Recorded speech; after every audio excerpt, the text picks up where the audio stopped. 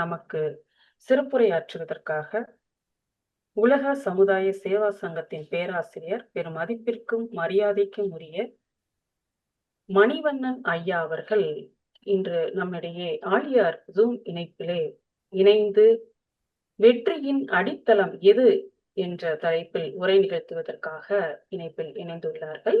ஐயா அவர்களின் உரைக்கு முன்பாக ஐயா அவர்களை பற்றிய குறிப்புகளை உங்களோடு பகிர்ந்து கொள்வதில் பெரும் மகிழ்ச்சி அடைகின்றோம். பெரும் மதிப்பிற்கும் மரியாதைக்கும் உரிய பேராசிரியர் மணிவண்ணன் ஐயா அவர்கள் 26 வருடங்களாக மனவளக்கலையில் இணைந்து உள்ளார்கள். அதில் 16 ஆண்டுகளாக அருத்தொண்டாற்றி வருகின்றார்கள். 40 ஆண்டுகளாக அச்சுத்துறை நவீன மூலப்பொருட்களை விற்பனை செய்து வருகிறார்கள். சிவகாசி அறக்கட்டளையின் அறங்காவலராக உள்ளார்கள். சிவகாசி அறக்கட்டளையின் கீழ் சாட்சியாபுரம் தவ மையத்தை தனது இல்லத்தில் துவக்கி நடத்தி வருகின்றார்கள். பல அறக்கட்டளைகளில் குரு சேவை ஆற்றி வருகின்றார்கள். இத்தகைய பல்வேறு சிறப்புகள் வாய்ந்த ஐயா அவர்களை அனைத்து அன்பர்களின் சார்பில் வணங்கி வாழ்த்தி வரவேற்று வெற்றியின் அடித்தளம் எது என்கின்ற தலைப்பில் உரை நிகழ்த்துமாறு அன்போடு கேட்டுக்கொள்கின்றோம். வாழ்க வளமுடன் ஐயா. வாழ்க வளமுடன். வாழ்க வளமுடன். குரு வாழ்க, குருவே துணை. தந்தை தாய் குருவை நினைவில் நிறுத்தி ஒழுக்கத்தால் உலகினையே நட்பு கொள்ளும் அன்பு நெறி பண்பாக நமக்கு விதைத்து சென்ற குருபிரான் வேதாத்திரி மகரிஷியின் தாழ் பணிந்து இன்று நாம் சிந்திக்க இருக்கக்கூடிய தலைப்பாகிய வெற்றியின் அடித்தளம் எது என்று சிந்திக்க மட்டும் இல்லாமல் சிந்தித்தபடி வாழ்வதற்கும் உண்டான கருத்துக்களை குருவே நம் உணர்வோடு இணைந்து நமக்கு அருள இருக்கிறார் என்ற சிந்தனையையும் நிலைத்து இணைந்திருக்கக்கூடிய வேதாத்திரிய சிந்தனையாளர்களை வணங்கி ஆழியார் அறிவுத்திருக்கோயில் தலைமை அவர்களோடு இணைந்து பணியாற்றிக் கொண்டிருக்கக்கூடிய தொண்டாற்றிக் கொண்டிருக்கக்கூடிய அன்பர்களையும் வாழ்த்தி வணங்கி நம்மையெல்லாம் இணைப்பதற்கு ஒரு பாலமாக இருக்கக்கூடிய ஐடி தொழில்நுட்பம் கிருஷ் முரளி அவர்களது டீம் குழு அவர்களுக்கும் வணங்கி வாழ்த்துக்களை தெரிவித்துக் கொண்டு நம்மை இணைப்பதற்கு சென்னையிலிருந்து பேராசிரியர் வீரப்பன் ஐயா வாயிலாக அவரின் தொடர்பு மூலமாக நாம் எல்லாம் இணைவதற்கு ஒரு கருவியாக இருக்கக்கூடிய அவர்களையும் வணங்கி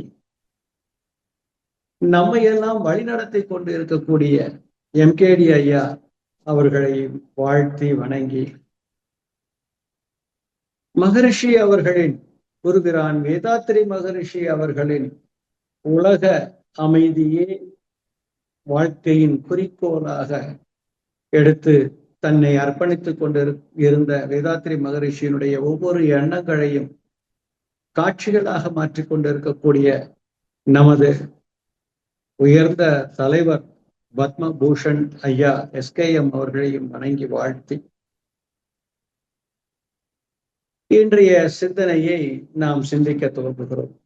அன்பர்களே, வழக்கம் போல நாம் மகரிஷியினுடைய கவிகளை தொட்டு பார்த்து சுவைத்து பார்த்து உணர்ந்து அதிலிருந்து ரசங்களை எடுத்து நாம் நமதாக்கி கொண்டு நமது உடலுக்கும் உயிருக்கும் உரமாக்கி கொண்டு வாழ்ந்து கொண்டிருக்கிறோம் என்பதில் ஐயமில்லை.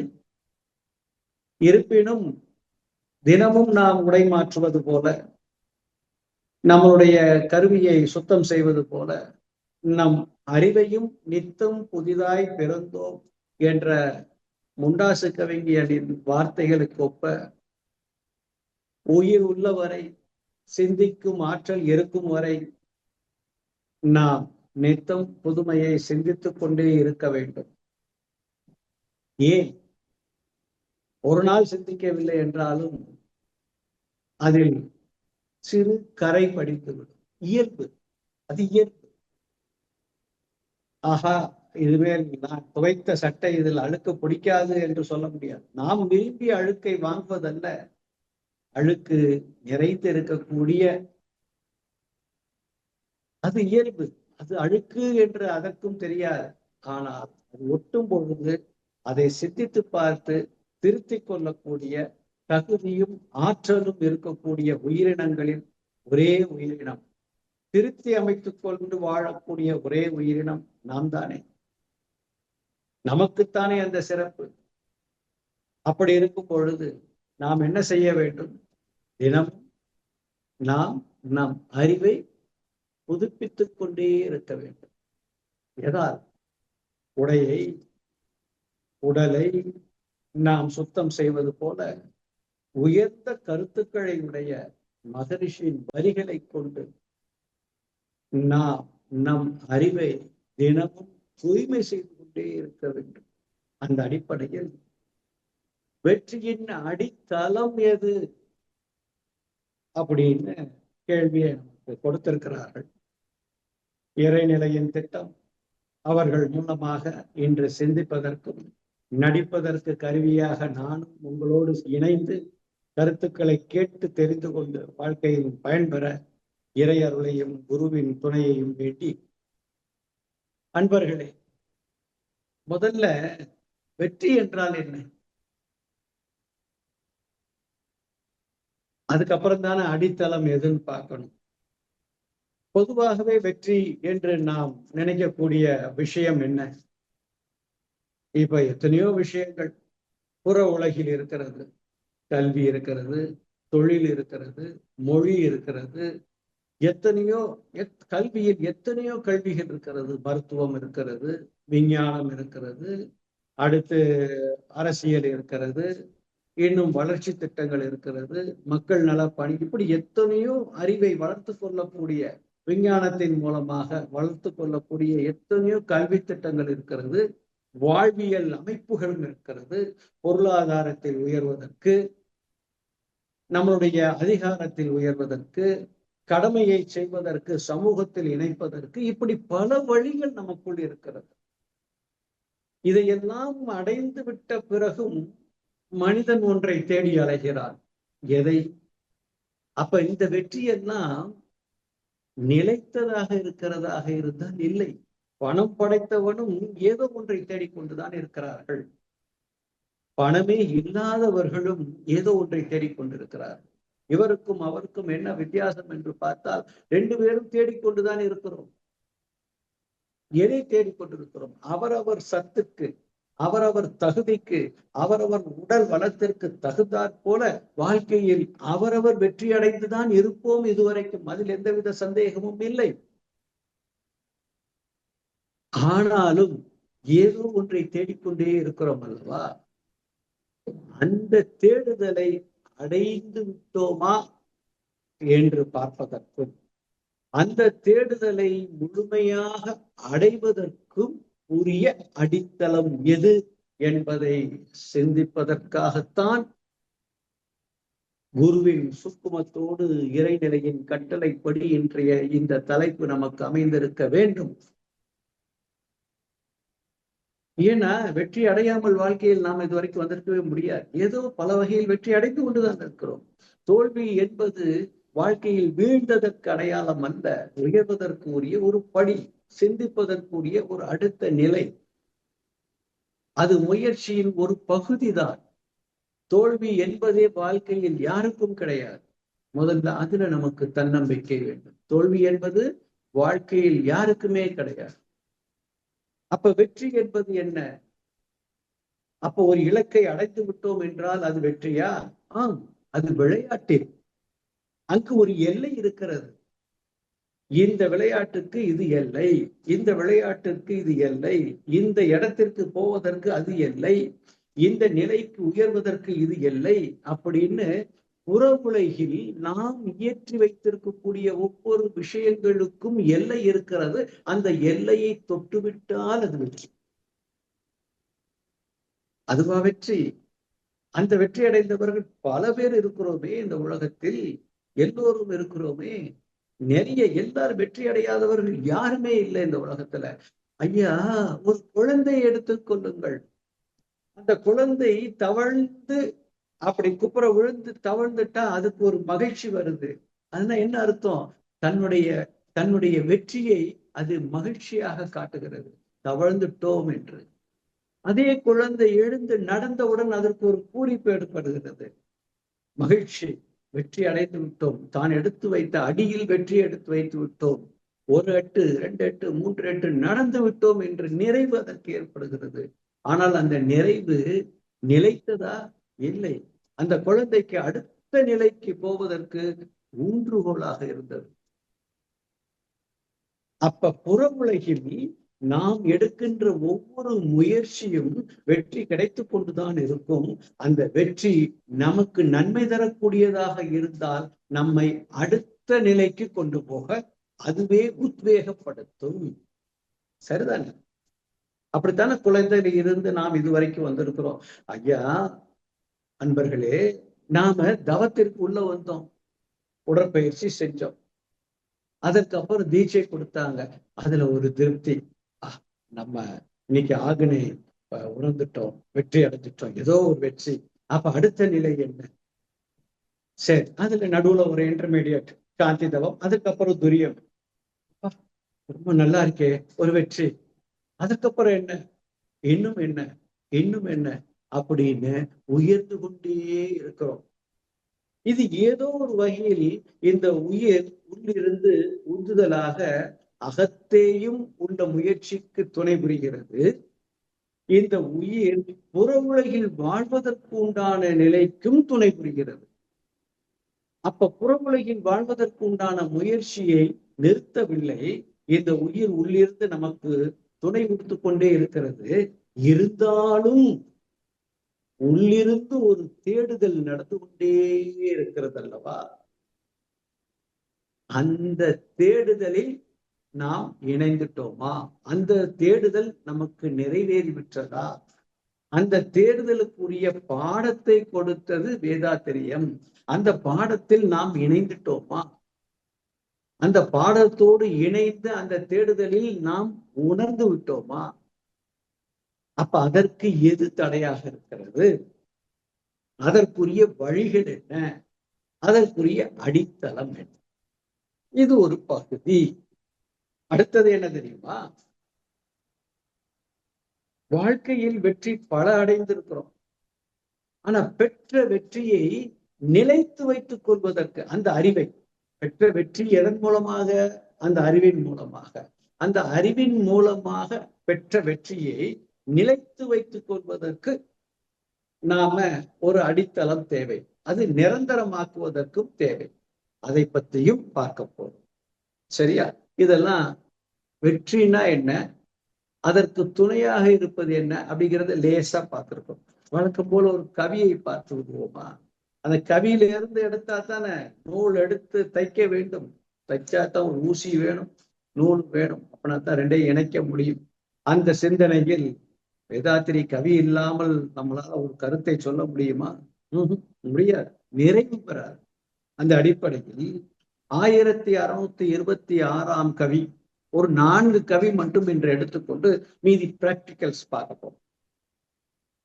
தன்னிலை தெளிவில் அமைதி அப்படின்னு மகரிஷி அதற்கு தலைப்பு கொடுத்திருக்கிறாங்க. 1626 தன்னிலை தெளிவு அமைதி. அந்த தன்னிலை தெளிவில் அமைதி அப்படிங்கிறதுக்கு என்ன கண்டென்ட் அப்படின்னு சொல்றாரு பாருங்க. அருமையான வார்த்தைகள். உணவு, உடை, வீடு, பால் உறவு எல்லா உயிர்களுக்கும் பொது தேவை. ஆனா தலைப்பு எதுங்க? தன்னிலை தெளிவில் அமைதி. தன்னிலை தெளிவில் அமைதி. தன்னிலை என்னன்னு தெரிந்து கொள்ளணும், அதில் தெளிவு பெற வேண்டும், அப்படின்னாதான் அமைதி கிட்டும் என்பதை கொடுக்கிறார். அப்ப முதல்ல தன்னிலை அப்படின்றத தெரிவதற்கு முன்னாடி உலகில் உள்ள உயிரினங்களை பற்றி தெரிந்து கொள்ள வேண்டும்ங்கிறதுக்கு சுருக்கமா சொல்லியிருக்கிறாரு. உணவு, உடை, வீடு, பால் உறவு எல்லா உயிர்களுக்கும் பொது. தெரியும் உங்களுக்கு? வீடுனா என்ன? விலங்கினத்திற்கு மரம், பாறை, குகை இதெல்லாம். மனிதனுக்கு அது வேற. நாமளா ஏற்படுத்தி கொண்டது. ஆதி மனிதன் இருந்தது நிலை வேற. ஓகே, இது பொது தேவை. உணர்வோம் துய்ப்போம். உணர்வதும் துய்ப்பதும். அப்ப உணர்வோம் துய்ப்போம்னு இந்த இடத்துல சொல்றாருன்னா, மனிதனுக்கும் அது உண்டு. உணர்கிறோம், துய்க்கின்றோம்.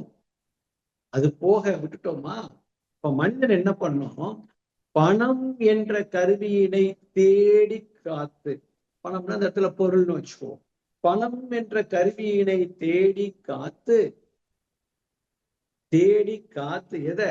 பணத்தை காத்ததுனால பகை, போர், நோய், பழி, அச்சம், கவலை ஏற்றும் பிணமானோம் சுழற்செயலை.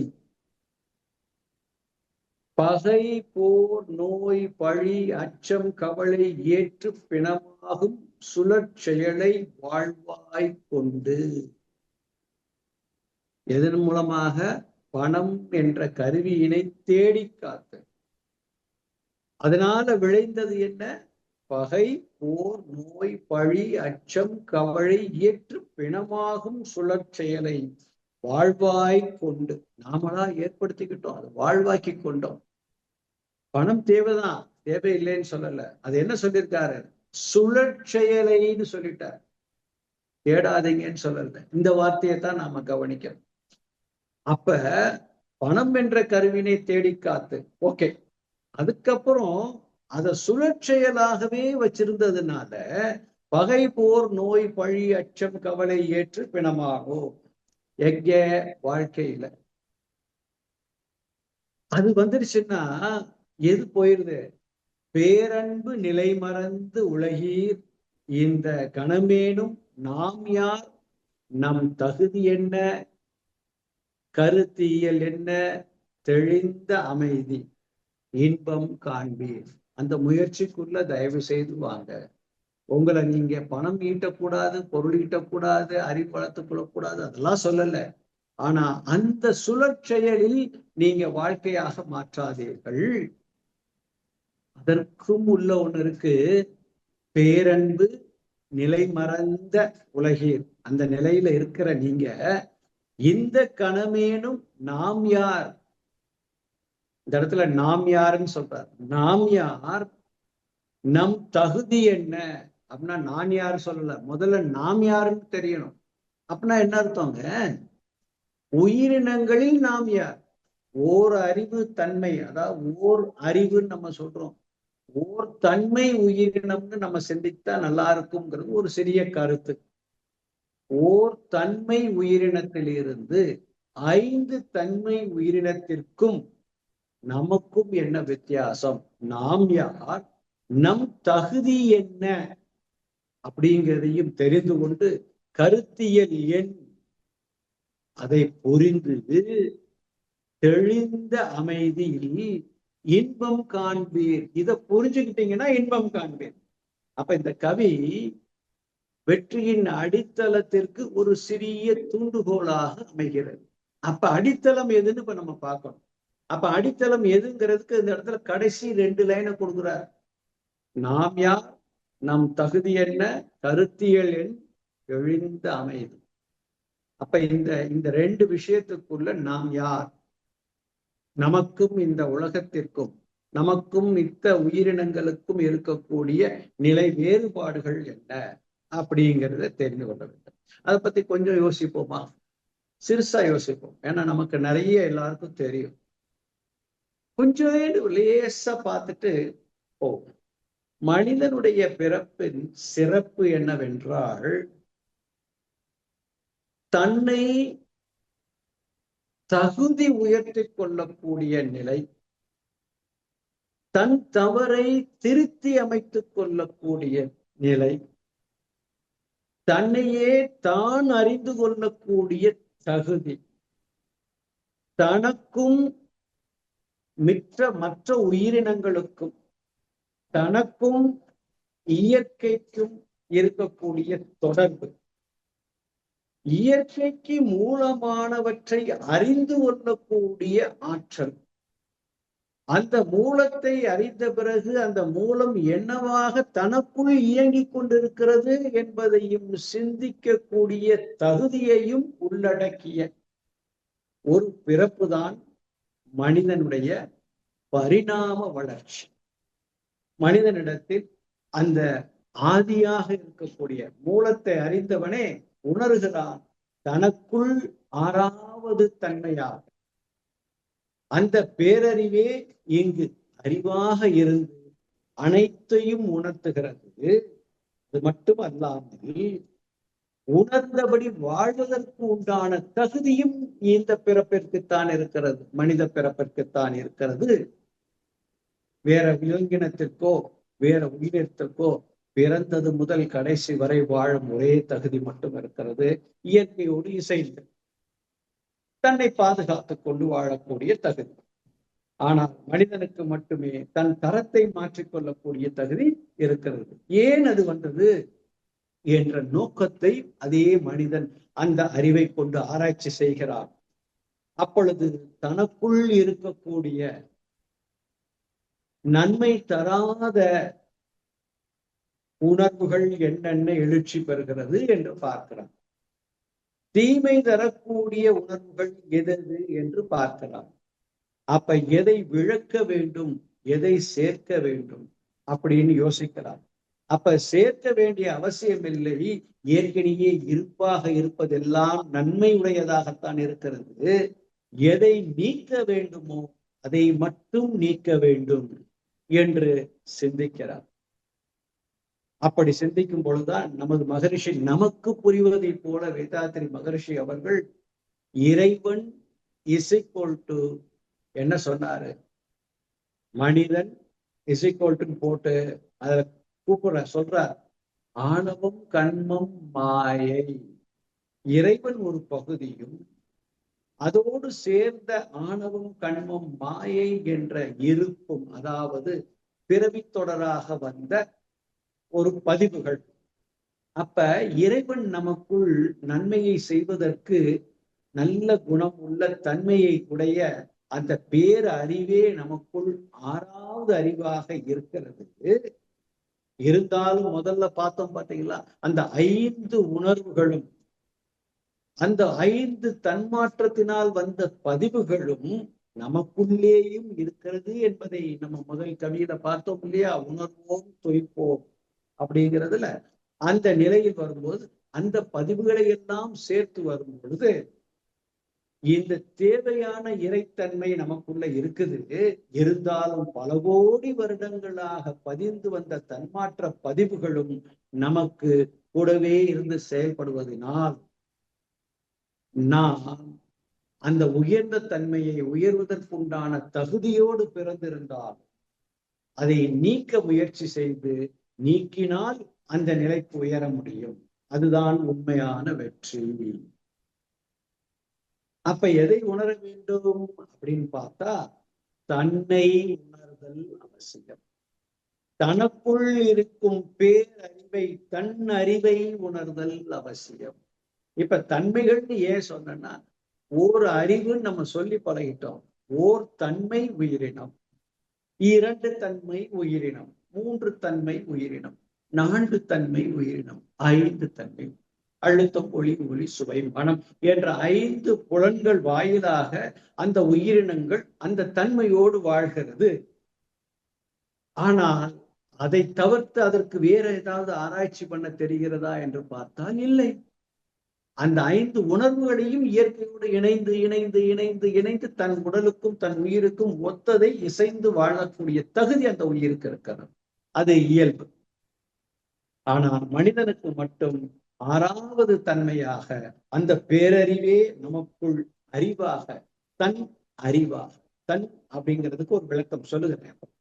அப்ப தன் அறிவாக அந்த பேரறிவே 6வது தன்மையாக, 6வது நிலையில் அந்த பேரறிவே நமக்குள் அறிவாக செயல்படுகிறது. அந்த அறிவுக்குத்தான் இதையெல்லாம் மாற்றி அமைக்கக்கூடிய, திருத்தி அமைக்கக்கூடிய தகுதி இருக்கிறது. ஏனென்றால் அதற்கு புலன் இல்லை. மயங்குவதற்கு புலன்தான் ஆக்கமும் தருகிறது, ஊக்கமும் தருகிறது. அந்த புலனில் தேங்கி நிற்கும் பொழுது மயக்கமாகி விடுகிறது. அப்ப அந்த மயக்கத்தை போக்குவதற்கு உண்டான பெரும் மருந்தே எது? தனக்குள் இருக்கக்கூடிய அந்த பேரறிவின் துணைதான்.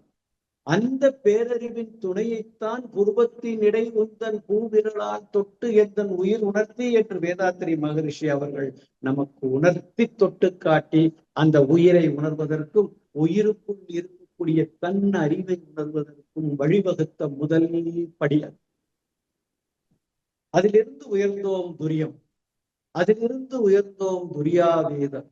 அப்படி உயர உயர உயர உயர அந்த அந்த எதோடு எது சேர்வதாக அந்த ஆற்று வெள்ளம் களைப்பிரண்டு ஓடி வந்தாலும் கடலில் போய் சேரும் பொழுது ஒரு அமைதி ஏற்படுப்பதை போல இந்த உயிர் புற வாழ்க்கையில் பிரிந்து அழைந்து எத்தனையோ வெற்றிகளையும் எத்தனையோ அனுபவங்களையும் பெற்றுவிட்டாலும் தனக்குள் ஒரு தேடுதலை தேடிக்கொண்டே இருக்கின்ற ஒரு அந்த ஆவல் எதுவென்றால், அந்த ஆற்றல் எதுவென்றால், அந்த ஊக்கம் எதுவென்றால், அந்த வேகம் எதுவென்றால், விவேகத்தோடு இருக்கக்கூடிய அந்த அறிவு தன் மூலத்தை தேடிக்கொண்டிருப்பதனால் வருகின்ற ஒரு எழுச்சிதான் அது. அந்த எழுச்சியோடு இணைவதற்கு உண்டான வெற்றியின் அடித்தளம் அதையே பயன்படுத்துதல் தான். அதோடு இணைவதுதான் வெற்றி. அப்ப அதைத்தான் மகரிஷி நமக்கு என்ன சொன்னாரு? அறிவின் முழுமை பெறு, பிறவியின் நோக்கம். அப்ப தன்னிலை அறிந்தவன், தன்னை உணர்ந்தவன். அப்ப ரெண்டும் என்ன ஆகுது? தான் யார் என்று தெரிந்தவன், நான் யார் என்று உணர்ந்தவன் இந்த உலகில் இருக்கக்கூடிய எல்லாவற்றையும் தனக்குள் அடக்கி பார்க்கக்கூடிய ஒரு தகுதி அவனுக்குள் வந்தது. அப்பொழுது அந்த பேரறிவின் தன்மை என்னவாக இருக்கிறதோ அது இவனின் தன்மையாக மாறிவிடும். அங்குதான் கிடைக்கக்கூடியது என்னது? நிலைத்த நீடித்த அமைதியும் பேரமும். அந்த அடிப்படையில் பார்க்கும் பொழுது நம்முடைய வாழ்க்கையில் எல்லோரும் வெற்றி பெற்றுக் கொண்டுதான் இருக்கிறோம். ஆனால் வெற்றியின் அடித்தளம் எது என்ற கேள்வி என்றால், நம்முடைய பிறப்பு என்ன, நாம் யார் என்ன, நாம் எதற்காக இந்த பிறப்பு எடுத்து வந்திருக்கிறோம், அதில் முழுமையடைந்தால்தான் அது வெற்றி என்பதை வேதாத்திரி மகரிஷி நமக்கு அருமையாக சொல்லியிருக்கிறார். அதுலயும் என்ன சொல்லியிருக்கிறார்? ஒழுக்கம், கடமை, ஈகை என்பதில் இருந்து தப்பாது செயலாற்ற வேண்டும் என்று சொல்லியிருக்கிறார். ஏன் என்றால், நான் முழுமை பெறு அடைந்து விட்டேன், நான் முழுமை பெறு அடைவதற்குண்டான முயற்சியில் இருக்கிறேன் என்று நீ பிறந்த பிறப்பு, உன்னுடைய வாழ்க்கை, உன்னுடைய குடும்பம், நீ அவர்களை தவிர்த்து விட்டு உன் செயல்களை செய்வது தவறு. ஏன் தெரியுமா? இந்த சமுதாயத்தில் முன்னோர்கள் இல்லை என்றால் இன்று நாம் சிறப்பாக வாழ முடியுமா? இந்த சமுதாயத்தில் உன்னை போல மனிதர்கள் எத்தனையோ விஞ்ஞானிகளும் அறிஞர்களும் மேதைகளும் இல்லை என்றால் நாம் இது போல் வாழ முடியுமா? அப்ப இந்த சமுதாயத்திற்கு நாம் இருந்து வாழ்ந்து கொண்டே கடமை அறம் செய்ய வேண்டும். அப்ப அந்த கடமை அறம் தனக்கும் பிறருக்கும் தற்காலத்திலும் பிற்காலத்திலும் எப்பொழுதுமே நன்மை தரக்கூடியதாக அமைய வேண்டும் என்றால் எதை உணர வேண்டும்? தன் அறிவை உணர வேண்டும், தன்னை உணர வேண்டும். உடலுக்குள் உயிரை, உயிருக்குள் உள்ள மெய்ப்பொருளை அறிவாய் காட்டி ஒழுக்கத்தால் உலகினையே நட்பு கொள்ளும் அன்பு நெறி விளங்க வைத்து. அப்ப எங்கே ஒழுக்கம் இருக்கிறதோ அங்கு அன்பும் இருக்கும். ஒழுக்கம் இல்லாத ஒரு அன்பு அது பற்றாக மாறிவிடும், தான் எனது என்ற பற்றாக மாறிவிடும். ஒழுக்கத்தோடு இருக்கக்கூடிய அன்பு பற்று அல்ல, அது கருணை, அது கடமையை செய்ய தூண்டும், அது ஈகை என்கின்ற பண்போடு உங்களை வழி நடத்தும் என்பதை நமக்கு கூடவே இருந்து சொல்லிக் கொடுத்திருக்கிறார். இன்னும் கூடவே அவருடைய வரிகள் மூலமாக நம்மோடு வாழ்ந்து கொண்டிருக்கிறார், இணைந்திருக்கிறார். அப்ப எப்படி நாம் சிந்திக்க வேண்டும் என்றால் அவருடைய இன்னொரு கவியை பார்ப்போமா? அங்கதான் சொல்றார், 1828 அறம், கடமை, அன்பு. அழகான வரிகள். அறம், கடமை, அன்பு. பிறர் விருப்பம் கூர்ந்து உணர்ந்து. தன் விருப்பம் பயன்படுத்துதல், பிறர் விருப்பம் கூர்ந்து உணர்ந்து தன் விருப்பம் பயன்படுத்துதல் அரண் என்றும் கடமை என்றும் அன்பு என்றும் அறிந்து கொண்டோ. இது என்ன? பிறர் விருப்பம் கூர்ந்து உணர்ந்து. பிறர் விருப்பம்னா என்ன? பிறர் ஆசையா விருப்பமா? இந்த இடத்துல யோசிக்கணும். விருப்பம் என்பது தேவைகளின் அடிப்படையில் இயல்பாக இயற்கையாக ஏற்படுவது. ஆசை என்பது அல்லது பேராசை என்பது அதுவும் தேவையால் ஏற்பட்டாலும் அது மயங்கிய நிலையில் மீண்டும் அனுபோகம் செய்ய வேண்டும் என்ற நிலையில் வரும் பொழுது அது பேராசையாக மாறுகிறது. அப்ப விருப்பம் என்பது என்னவென்றால், ஒரு உயிர் தன் தேவைகளை பூர்த்தி செய்வதற்கு, ஒரு உயிர் தன் தேவையை பூர்த்தி செய்வதற்காக எழுகின்ற எழுச்சி இருக்கிறது அல்லவா, அந்த விருப்பத்தை கூர்ந்து கவனித்து, நான் எனது வாழ்நாளில் யாருடைய உடலுக்கும் மனதுக்கும் துன்பம் தரமாட்டேன், துன்பப்படும் உயிர்களுக்கு என்னால் முடிந்த உதவிகளை செய்வேன். அப்ப விருப்பம், அந்த உயிர் எதை விரும்புகிறது, அந்த உயிர் எதை தேடுகிறது? அந்த உடல் தேடுவதை நாம பூர்த்தி செய்யறதுங்கிறது இல்ல, உயிர் தேடுவது. அதான் விருப்பம். உயிர் தேடினால் அது விருப்பம், உடல் தேடினால் அது ஆசை. அந்த உடலின் தேவை பசி என்பது குடல் நிரப்புவதற்கு உண்டான வழி. உணவு இல்லாமல் வாழ முடியாது, அது வேற விஷயம். உணவு உண்ட பிறகும், முறையோடு உணவு உண்ட பிறகும் ஒரு தேடுதல், ஒரு விருப்பம் இருக்கும் அல்லவா. அந்த விருப்பத்தை அப்படி விரும்பிய நம்மைத்தான் இணைத்து வைத்திருக்கிறார் குரு. நம் விருப்பங்களை கூர்ந்து கவனித்து அவர் விருப்பத்தை நம்மோடு இணைக்கிறார். உனக்கு என்ன வேணும்னு எனக்கு தெரியும்பா, நீ எதை தேடுறேங்கிறது எனக்கு தெரியுது, வா, ஓ உயிரை நீ உணர்ந்தேன்னா உனக்கு எல்லாம் கிடைக்கும். அதான் அறம், கடமை, அன்புன்னு சொல்ற. ஒரு உயிரை உணர வைப்பதற்கு உண்டான தகுதியும் உணர்ந்து கொள்வதற்கு உண்டான தகுதியும் மனித பிறப்புக்கு மட்டும்தான் உண்டு. அதை செய்யணுங்கிறார். அதுதான் பெரிய அறம், அதுவே கடமை, அதுவே அன்பு. அப்ப தன் விருப்பம் பயன்படுத்தல். அப்ப நான் என் அறிவை, எனக்குள் இருக்கக்கூடிய பேரறிவை உணராமல் பிறருடைய உணர்வுகளை நான் உணர முடியுமா? அப்ப நான் எதில் வெற்றி அடைய வேண்டும்? எனக்குள் நான் வெற்றி அடையும். என் அறிவை நான் புணர்ந்து, என் புலனறிவை நான் புரிந்து உணர்ந்து வாழ்வதற்கு, உயர்வதற்கு பயன்படுத்தினாலும் உயிரறிவை உள்ளுணர்வாக பெருக்க இந்த சமுதாய தொண்டாற்றுவதற்கு நான் இந்த உடலை பயன்படுத்துவேன்.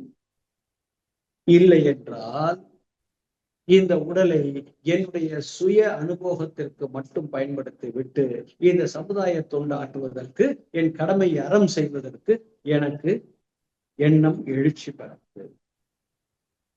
அப்ப எதை உணர்ந்தால் நான் அந்த தொண்டை செய்ய முடியும், எதை உணர்ந்தால், எதை உணர்வதற்காக இந்த பிறப்பை நாம் எடுத்திருக்கிறோம் என்பதை சிந்திக்க ஆரம்பித்தோமே ஆனால் இந்த உணர்வு நமக்கு வந்துவிடும். வாழ்க்கையில் வெற்றி என்பது உரிய.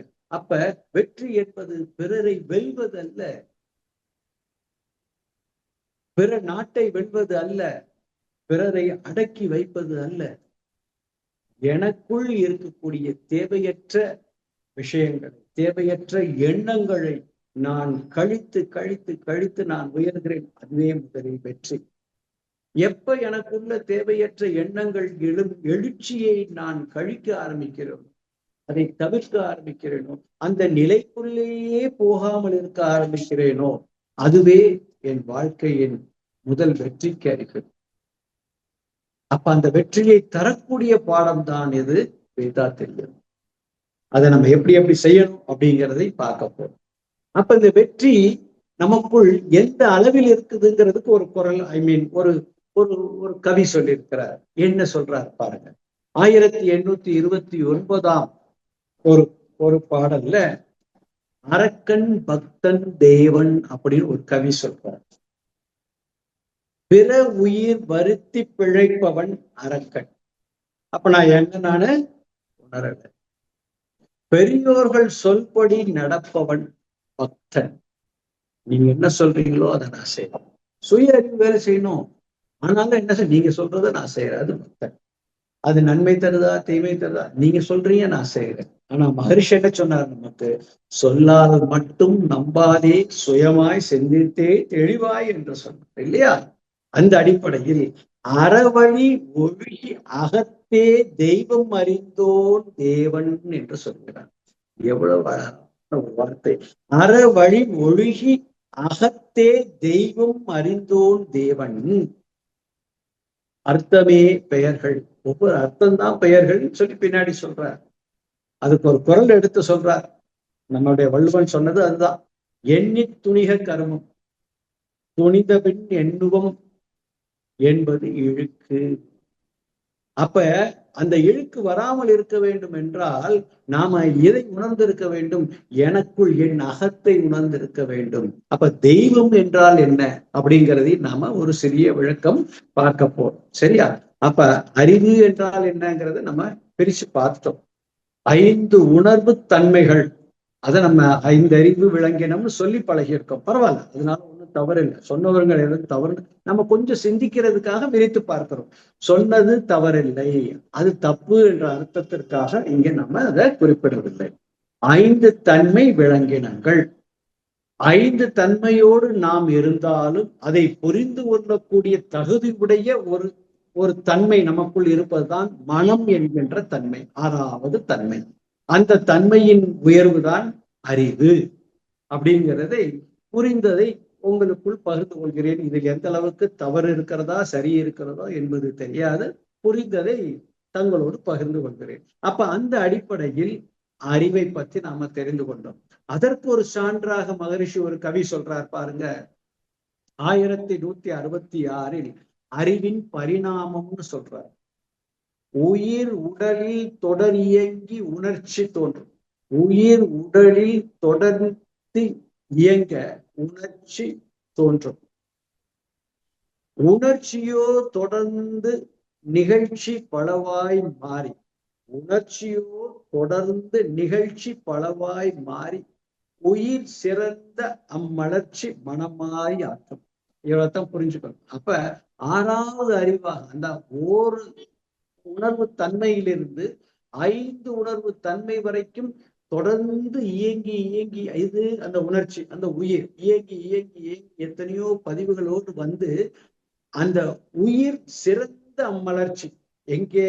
மனிதனிடத்தில் 6வது அறிவாக வந்ததுதான் மனமாய் ஆற்றும், மனமாக உயர்ந்திருக்கிறது. உணர்ச்சியே அறிவிற்கு முதல் நிகழ்ச்சி. உணர்ச்சியே அறிவுக்கு முதல் நிகழ்ச்சி. உயிர் என்றால் உணர்ச்சி நிலை பிண்டம் என்றால், உணர்ச்சி இல்லா நிலையில் உயிர் என்னது? உணர்ச்சி என்றால் உயிர் என்றால் உணர்ச்சி நிலை பிண்டம் என்றால், உணர்ச்சி இல்லா நிலையில் உயிர் விண்தானே. உயிர் உணர்ச்சி உள்ளொடுங்க தவம். உயிர் உணர்ச்சி. அப்ப அந்த உயிர் என்றால் உணர்ச்சி இருக்கும்.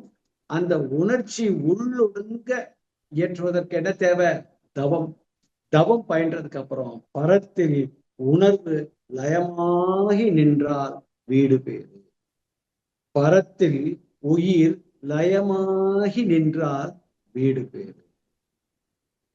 இந்த வெற்றியை நாம் வாழும் காலத்திலேயே அடைந்து விட்டோம் என்றால் எவ்வளவு சீக்கிரம் அடைய முடியும்? எவ்வளவு, இதற்கு வயதெல்லாம் தடை அல்ல. வயதெல்லாம் தடை அல்ல. 18 வயது 20 வயதிற்கு மேல ஒவ்வொரு படியாக நம்முடைய வேதாத்திரிய பாடத்தில் ஒவ்வொரு நிலையாக உயர்ந்து வந்தாலே போதும். அந்த நிலையில் ஒவ்வொரு நிலையிலையும் நாம் உயர்ந்து விடுவோம்.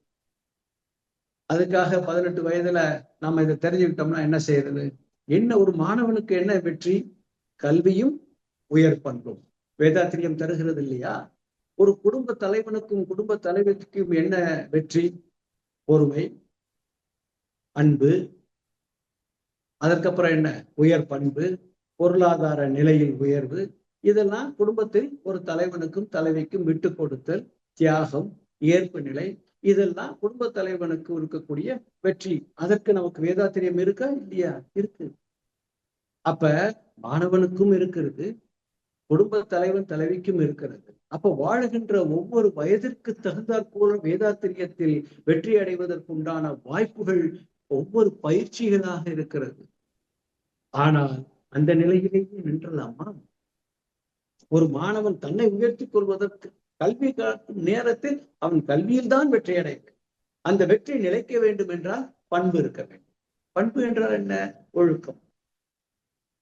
அப்ப குடும்பத்தில் ஒரு அமைதி ஏற்பட வேண்டும் என்றால் அதுக்கு உண்டான நிலையில் அருகுண சீரமைப்பு, இந்த நிலையில் உயர்ந்து வாழ்வது குடும்பத்தில் அமைதி.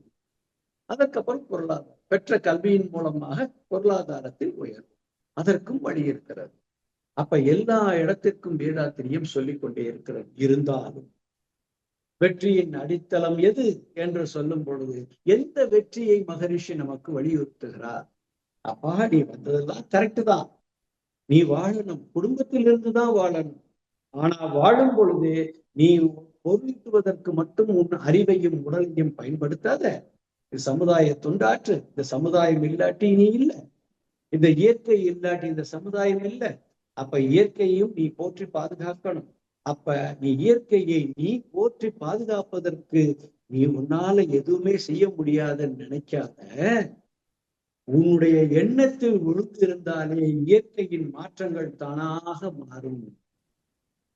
அப்ப எண்ணத்துல ஏன் ஒழுக்கம் மாறியிற்றது அப்படிங்கிறதுக்கு முதல்லயே கவியை பார்த்தோம். பல்லாயிர பிறப்புகளாக வந்த பல பிறவிகளில் உண்டான பதிவுகள் எல்லாம் இந்த மனித பிறப்பிற்கு தேவையில்லை. ஆனாலும் அது பதிவாக வந்ததினால் எண்ணங்களாக உயர்த்தி கொண்டே இருக்கிறது. அந்த எண்ணங்களை நீக்குவதற்குதான் உன்னுடைய வெற்றி இருக்கிறது. எதிர்மறை எண்ணங்களை நீக்குவதுதான் உனது வெற்றி.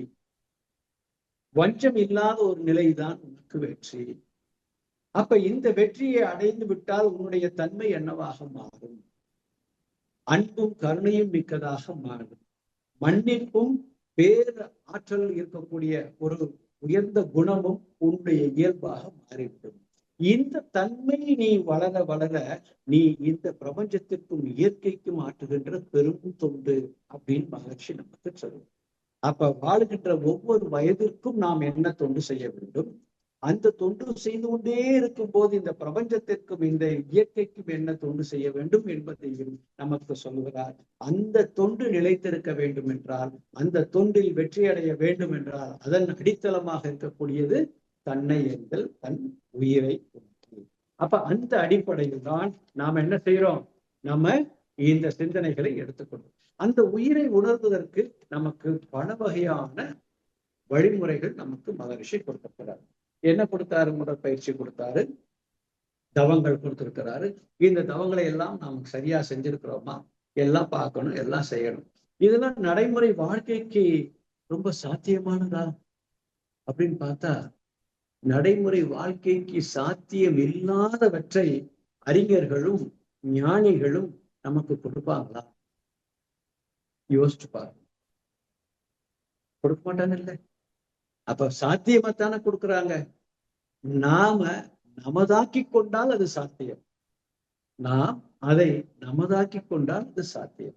அதற்குண்டான முயற்சிக்கு தடையாக இருப்பது இந்த சமுதாயமோ சுற்றமோ கிடையாது. நமக்குள் இருக்கக்கூடிய தன்னிலை உணராத அந்த தன்மைதான் நமக்கு அதுக்கு தடையாக இருக்கிறது. அப்ப அதை உணர்வதற்கு தவம் ஆற்ற வேண்டும். அந்த தவத்திற்கு என்ன செய்யணும்னு ஒரு கவி சொல்றார். ஐயுணர்வின் பயம் ஏற்ற ஆன்மாவின் பழிச்சுமையை. நம்ம முதல்ல பார்த்த கவியோட சேர்ந்த கவியா வருதா இது? ஐயுணர்வின் பயம் ஏற்ற ஆன்மாவின் பழிச்சுமையை மெய் உணர்வு பெற்றாற்றி மிக எளிதில் கழித்திடணும். மெய் உணர்வு துரியாதீத தவம். அழகா ஒவ்வொன்றா செய்ய செய்ய செய்ய செய்ய அது கழித்திடலாம். தெய்வ நிலையுடன் அறிவை சேர்த்து ஒன்றும் தவம் பயின்று, தெய்வ நிலையோடு அறிவை சேர்த்து இயற்றும் தவம் ஒன்று உய்ய நினைத்தால் உலகீர் உடனே என் தொடர்பு கொள்வீர் என்று மகரிஷி கூப்பிடுறாருங்க. அப்ப நாம தவம் செய்யும் பொழுது யாரை துணைக்கு இழுத்துக் கொள்ள வேண்டும்? மகரிஷியுடைய சூக்குமத்தை துணைக்கு வைத்துக் கொள்ள வேண்டும். எப்படி துணைத்து வைத்துக் கொள்ள வேண்டும் அப்படின்னா உணர்வாகத்தான். அந்த உணர்வை பெறுகின்ற வழிகள் என்னங்கிறதையும் நான் உங்களுக்கு இப்ப சொல்கிறேன். அப்ப வெற்றி என்றால் என்னங்கிறத பார்த்தோம். அந்த வெற்றியை பெறுவதற்கு உண்டான நிலை என்னன்னு பார்த்தோம். அகவெற்றி புறவெற்றி அப்படின்றது ஒண்ணு. அகத்தில் இருக்கக்கூடிய வெற்றி என்னன்னு பார்த்தோம். புறவெற்றி என்னங்கிறதையும் முடிந்த அளவுக்கு பார்த்தோம் இல்லையா? இப்ப இந்த நிலையில் இருந்து ஒரு படி மேல போய் தெய்வ உணர்வு என்றால் என்ன அப்படின்னு பார்த்துட்டு சில வழிமுறைகளை நம்ம கடைபிடிக்கிறதுக்கு வந்துருவோம். தெய் அப்படின்னு எடுத்தோம்னா ஒளிர்தல், உயர்தல், திகழ்தல் அப்படின்னு அதற்கு விளக்கம் இருக்கிறது. அதான் தெய்வம். வம் என்றால் தன்மை, அதான் தெய்வம். அப்ப எதுக்கிட்ட இந்த தன்மை இருக்கு? ஒளிர்தல், உயர்தல், திகழ்தல். திகழ்தல்னா நிலைத்திருத்தல், நீடித்திருத்தல், அட்சயமாக இருத்தல், பற்றாயிருப்பு, பேராற்றல் சொல்றோம். அட்சய பாத்திரம்னு சொல்றோம் இல்லையா? அது போல அட்சயமாக இருப்பது திகழ்தல், இருந்து கொண்டே இருப்பது. உயர்தல், தன்னை உயர்த்தி கொண்டே இருக்கும், பிறரையும் உயர்த்தி கொண்டே இருக்கு. இந்த பூமியை தாங்கிக் கொண்டே இருக்கிறது இந்த சுத்த வெளி. எண்ணற்ற கோள்களை தாங்கிக் கொண்டே இருக்கிறது இந்த சுத்த வெளி. திகழ்ந்து கொண்டு இருக்கிறது, இன்னும் இருந்து கொண்டு இருக்கிறது, என்றும் இருந்து கொண்டே இருக்கிறது. ஒளிர்தல், நல்ல ஒரு வெளிச்சத்தை, ஒரு ஆற்றலை, தன் ஒளிர்தல்னா இந்த இடத்துல வெளிச்சம் மட்டும் பார்க்க கூடாது, ஆற்றல், ஆற்றலை தந்து கொண்டே இருக்கிறது. அப்ப இது தெய்வம் என்றால் தன்மை, இயல்பு. அதனுடைய தன்மை என்ன, இயல்பு என்ன அப்படின்னு பார்த்தா சுத்த வெளிக்கு நன்மை செய்வதை தவிர்த்து வேற எந்த ஒரு தன்மையும் அதட்ட இல்லை. ஏன்னா அதுதான் அதனுடைய இயல்பு. சயின்ஸும் விஞ்ஞானம் அதைத்தான் சொல்லுது. பிசிக்ஸ், கெமிஸ்ட்ரி, பயாலஜி, அவ்வளவுதான். இந்த மூன்றும் தான். பிசிக்ஸ்ல இருந்து கெமிஸ்ட்ரி. அப்ப அந்த பிசிக்ஸ்குள்ள என்னென்ன வருது? மின்சாரமும் வருது, ரசாயனமும் வருது. அப்ப பிசிக்ஸ், அப்புறம் அதுல இருந்து கெமிஸ்ட்ரி, இந்த ரெண்டும் சேர்ந்து. அப்ப அங்கேருந்து அதுக்கப்புறம் பயாலஜி, உயிரினம் வருது. அப்ப இந்த எல்லாவற்றையும் இன்றும் வாழ வைத்துக் கொண்டிருக்கக்கூடிய ஒரு தன்மை, அத அன்பும் கருணையும் தானே சொல்ல முடியும். பற்றா இருப்பு, பேராற்றல், பேரறிவு, காலம் என்கின்ற வளம் நான்கையும் உள்ளடக்கி வைத்துக் கொண்டு இந்த பிரபஞ்சத்தில் நம் அறிவுக்கு எட்டியவரை பூமியை பத்தி பேசிக்கிட்டு இருக்கிறோம். இன்னும் எத்தனை கோள்களில் என்னென்ன இருக்கு இன்னும் விஞ்ஞானிகள் ஆராய்ச்சி பண்ணி கொண்டிருக்கிறார்கள். அந்த ஆராய்ச்சிக்குள்ள ஒரு அறிவாக இருந்து செயல்பட்டு கொண்டு இருக்கிறதே எது? அந்த பேரறிவு தான். இன்னைக்கு ஏஐ தொழில்நுட்பம் வரைக்கும் நாம் உயர்ந்திருக்கிறோம். அதுக்கு ஆற்றல் எங்கேருந்து வந்து கொண்டிருக்கிறது? இதை எல்லாம் சுருக்கியும் விரித்து காட்டு கொண்டிருக்கக்கூடியதெல்லாம் இந்த பிரபஞ்சம் தானே. இந்த பிரபஞ்சத்தில் அந்த தன்மை இல்லை என்றால் இதெல்லாம் மாறுமா? மாறாது. அப்ப அதை சிந்திக்கணும். அதனுடைய ஒரு துளிதான் எல்லா உயிரினங்களுக்கும் இருக்கிறது. ஆனால் மனித உயிரினங்களுக்குள் அதுவே மனமாகவும், மைண்ட் என்று சொல்லக்கூடிய, பிரெயின் என்று சொல்லக்கூடிய ஆறாவது சிந்திக்கும் ஆற்றலாகவும், சீர்திருத்தும் ஆற்றலாகவும், உயர்த்தும் ஆற்றலாகவும், திருத்திக் கொள்ளும் ஆற்றலாகவும், பிறருக்கு உதவும் ஆற்றலாகவும், இந்த சமுதாயத்தை பேணி காக்கக்கூடிய ஆற்றலாகவும், தன் மூலத்தை அறிந்து கொள்ளக்கூடிய ஆற்றலாகவும் திகழ்ந்து கொண்டிருக்கிறது. அதுதான் தெய்வம். அப்ப தனக்குள் மனமாக, ஆறாவது அறிவாக இறைவன் என்னவாக இருக்கிறான்? ஏதோடு அந்த இறை தன்மையோடு, அன்பும் கருணையும் என்ற தன்மையோடு, எல்லா உயிருக்குள்ளேயும் அன்பும் கருணையும் இருக்கிறது. அந்த தன்மையோடு வளர்ச்சி பெற்று வளர்ச்சி பெற்று வளர்ச்சி பெற்று வந்து இந்த உயர்ந்த நிலைக்கு வந்திருக்கக்கூடியதுதான் நம்முடைய மனித பிறப்பு. அப்ப மனித பிறப்பில் வந்திருக்கக்கூடிய அந்த ஆறாவது தன்மை தன் மூலமாகிய பேரறிவின் ஒரு துளியாக இருப்பதை உணர்ந்த பின்பு தன்னுடைய கடமையை செய்வதற்காக தொண்டாற்றி இன்பம் காண்று அறிவில் அறிவாய் நிலைத்து வாழ்ந்தவர்கள் கோடி. அதில் இந்த வழியில் வந்தவர் நமது வேதாத்திரி மகரிஷி. அவர் மட்டும் வாழ்ந்து முடிந்தால் பற்றாது என்பது நம்மளை போல பல பேரை உருவாக்கி ஒவ்வொருவரும் அறிவில் உயர உயர உயர இந்த உலகத்தில் அமைதி உயரும் என்று சொன்னார். அப்ப அமைதி உயர வேண்டும் என்றால் அறிவு உயர வேண்டும். எந்த அறிவு? மெய் அறிவு, கல்வி அறிவு, விஞ்ஞான அறிவு, பொருள் அறிவு, தொழில் அறிவு, இவை கூட கூட போட்டியும் தேவையற்ற சலனங்களும் கூடத்தான் செய்யும். அதற்கு மாற்று வழி அல்ல. ஆனால் மெய்யறிவும் உணர்ந்தால், அதனாலதான் உலகில் உள்ள பொறுப்புடைய தலைவரெல்லாம் உயிரறிவை உள்ளுணர்வாய் பெறுதல் வேண்டும். அந்த பொறுப்புடைய தலைவர்கள்ல யாரெல்லாம் சேர்க்கிறாரு அப்படின்னு பார்த்தா விஞ்ஞானிகளையும் சேர்க்கிறாரு. அப்படி விஞ்ஞானிகள் நிறைய பேர் நம்மகிட்ட இருக்கிறாங்க. எயின்ஸ்டைன்ல இருந்து இன்னும் நிறைய விஞ்ஞானிகள், அந்த மெய் உணர்வை உணர்ந்து வாழ்ந்தவர்கள் நிறைய பேர் இருக்கிறாங்க. ஆனாலும் அவர்களுக்குள் ஒரு ஐயம், அதை இதுதான் என்று டிக்ளேர் பண்றதுக்கு உண்டான ஐயம் இருந்தது. அதை மகரிஷி தெளிவாக இதுதான் என்று டிக்ளேர் செய்தார். சாத்தியம் இதுதான், வேறு இல்லை அப்படிங்கிறத உறுதிப்பட செய்தார். அது இன்று விஞ்ஞானிகள் ஒப்புக்கொண்டும் இருக்கிறார்கள். அப்ப தெய்வம் என்றால் நாம என்னன்னு பார்த்துட்டோம். அப்ப தனக்குள் இருந்தவன், தன் அப்படின்னா தன்னை புரிந்தவன் அப்படிங்கிற ஒரு நிலைக்கு நாம உயர்கிறோம். அப்ப தன்னை அறிதல் அப்படிங்கிறது தன் மூலத்தை அறிதல் அப்படிங்கிறதையும் தெரிந்து கொண்டோம் இல்லையா? அப்ப மாணவர்களுக்கு என்னன்னு பார்த்தோம், விஞ்ஞானிகளுக்கு என்னன்னு பார்த்தோம், குடும்பத்தில் இருக்கக்கூடியவர்களுக்கு என்னன்னு பார்த்தோம். இன்னும் நம்ம நிறைவாக வரக்கூடிய நிலையில் வரும் பொழுது இந்த மனிதனுக்குள் எது உயர்த்துவதற்காக இருக்கக்கூடிய துடுப்பு என்றால் எண்ணம் தான். அப்ப எண்ணம் எங்கிருந்து தோன்றுகிறது என்று நம்ம எல்லாருக்கும் தெரியும். உள்ளே இருக்கக்கூடிய ஏதோ ஒரு இம்ப்ரிண்ட், ஒரு பதிவு தான் நமக்குள் எண்ணங்களாக உதயமாகிக் கொண்டு இருக்கிறது. அப்ப நல்ல எண்ணங்களும் இருக்கிறது நிறைய நமக்குள்ள, தேவையற்ற எண்ணங்களும், தீய எண்ணங்கள் நம்ம சொல்ல வேண்டாம், தேவையற்ற எண்ணங்களும் நமக்குள் இருக்கிறது. அப்ப எண்ணம் என்பது ஒரு விதையாக நாம் நினைத்துக் கொள்வோமா? அப்ப செயல் என்பது நீராக நினைத்துக் கொள்வோமா? ஒழுக்கம் என்பது அதன் உரமாக எடுத்துக்கொள்வோமா? விடாமுயற்சி என்பது சூரிய ஒளியாக எடுத்துக்கொள்வோமா? இவை அனைத்திற்கும் வேறாக இருப்பது தன்னறிவு. அப்ப தனக்குள் அந்த பேரறிவே நமக்குள் இருந்து, நமக்குள் நல்ல எண்ணங்களையும், இன்ட்யூஷன் சொல்லுவாங்க இல்லையா? Instinct, intuition. மகரிஷி 5 நிலையில் அறிவை சொல்கிறார். Instinct, intuition, knowledge, perspicacity and wisdom. அந்த விஸ்டம் உயிருக்குள்ள வந்ததுனால ஒவ்வொரு நிலையிலாக மாறுகிறது. அது இன்ஸ்டிங்க்ட் ஒவ்வொரு உயிருக்கும் ஒவ்வொரு தன்மையை தந்து அந்த தன்மையின்படி அது செயல்பட வைக்கிறது. இன்ட்யூஷன் அந்த அனுபவத்தினால் வருகின்ற உணர்வுகள் இன்ட்யூஷன். அப்ப அந்த எண்ணம் விதையாக, செயல் நீராக, ஒழுக்கம் உரமாக, விடாமுயற்சி சூரிய ஒளியை போல. இதெல்லாம் இல்லாட்டி ஒரு வளர்ச்சி அடையுமா? அப்ப தன் அறிவு தனக்குள் வேறாக, ஆழ்நிலையாக, உள் மனமாக, உயிருக்குள் உட்பொருளாக இருக்கக்கூடிய அந்த பேரறிவே இங்கு தன் அறிவாக, தன்னுடைய அறிவாக, ஒவ்வொரு மனிதனுக்குள்ளும் இருக்கக்கூடிய 6வது தன்மையாக அந்த பேரறிவே இருப்பதை யார் உணர்கிறோம், அவர்கள் இடத்திலிருந்து வருகின்ற ஒவ்வொரு எண்ணமும் வெற்றி. அப்ப இந்த இடத்துல எண்ணங்கள் வெற்றி அடைந்து விட்டது என்று நினைக்க கூடாது. வெற்றி என்பது ஒரு நிகழ்வுதான். தன்னறிவு, ஒழுக்கம், இறை உணர்வு பெறுதல், பின் இறை தன்மையாகவே மாறுதல், இதுதான் வெற்றி. அப்ப வெற்றி என்பது ஒரு செயலில் எடுத்துக்கொண்டதின் அடையக்கூடிய முழுமைதான். ஆனால் அந்த முழுமைக்குள் எந்த தன்மை இருக்கிறதா என்று பார்த்தால் அந்த தன்மைதான் வெற்றி என்பதை நாம உறுதி கொள்ள வேண்டும். அந்த அடிப்படையில் மகரிஷி நமக்கு கொடுத்திருக்கக்கூடிய தவங்களை நாம் சிறப்பாக செய்ய வேண்டும். சரி, தவம் எல்லாம் நமக்கு நல்லா செய்ய தெரியும்.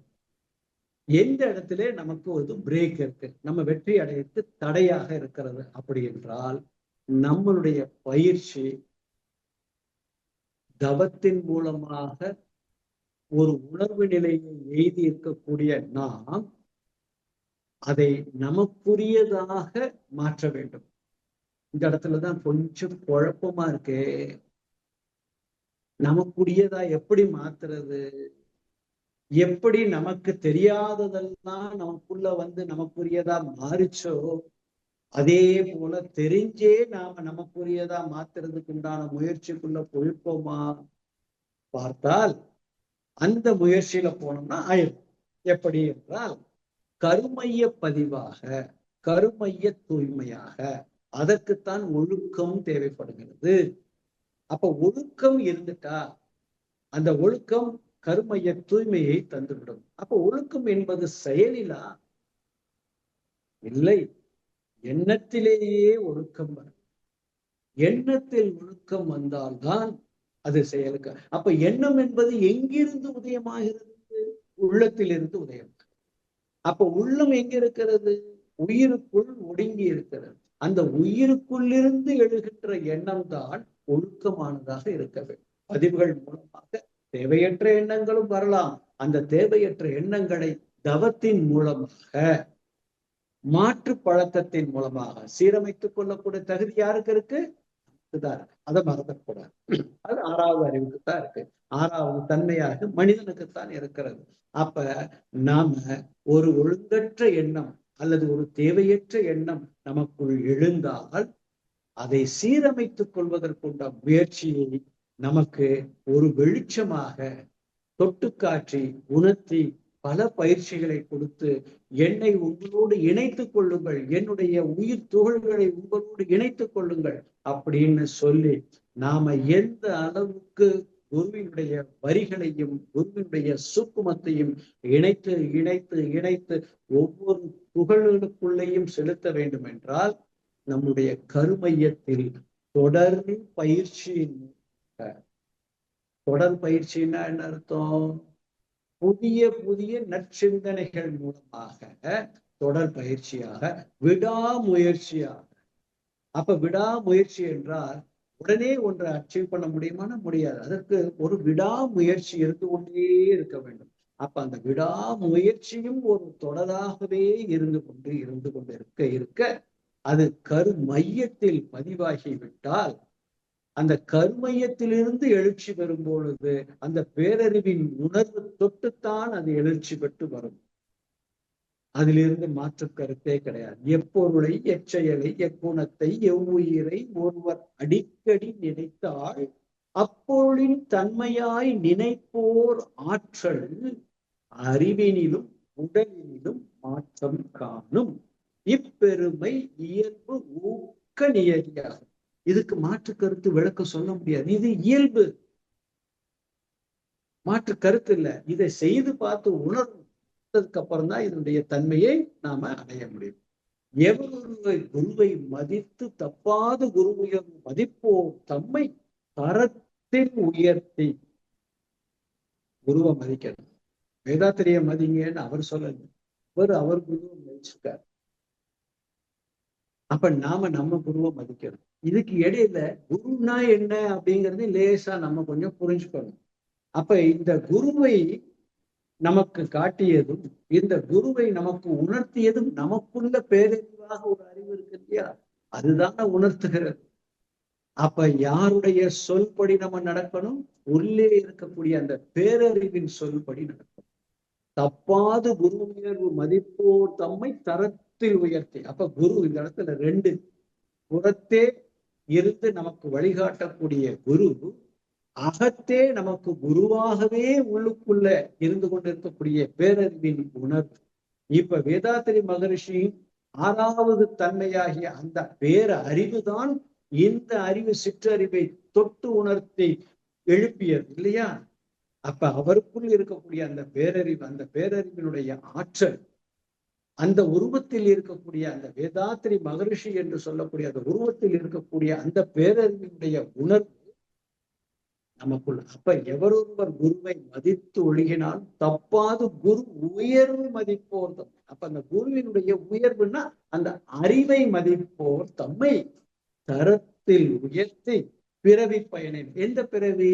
இந்த மனித பிறப்பு. இந்த மனித பிறப்பினுடைய பயன் என்ன?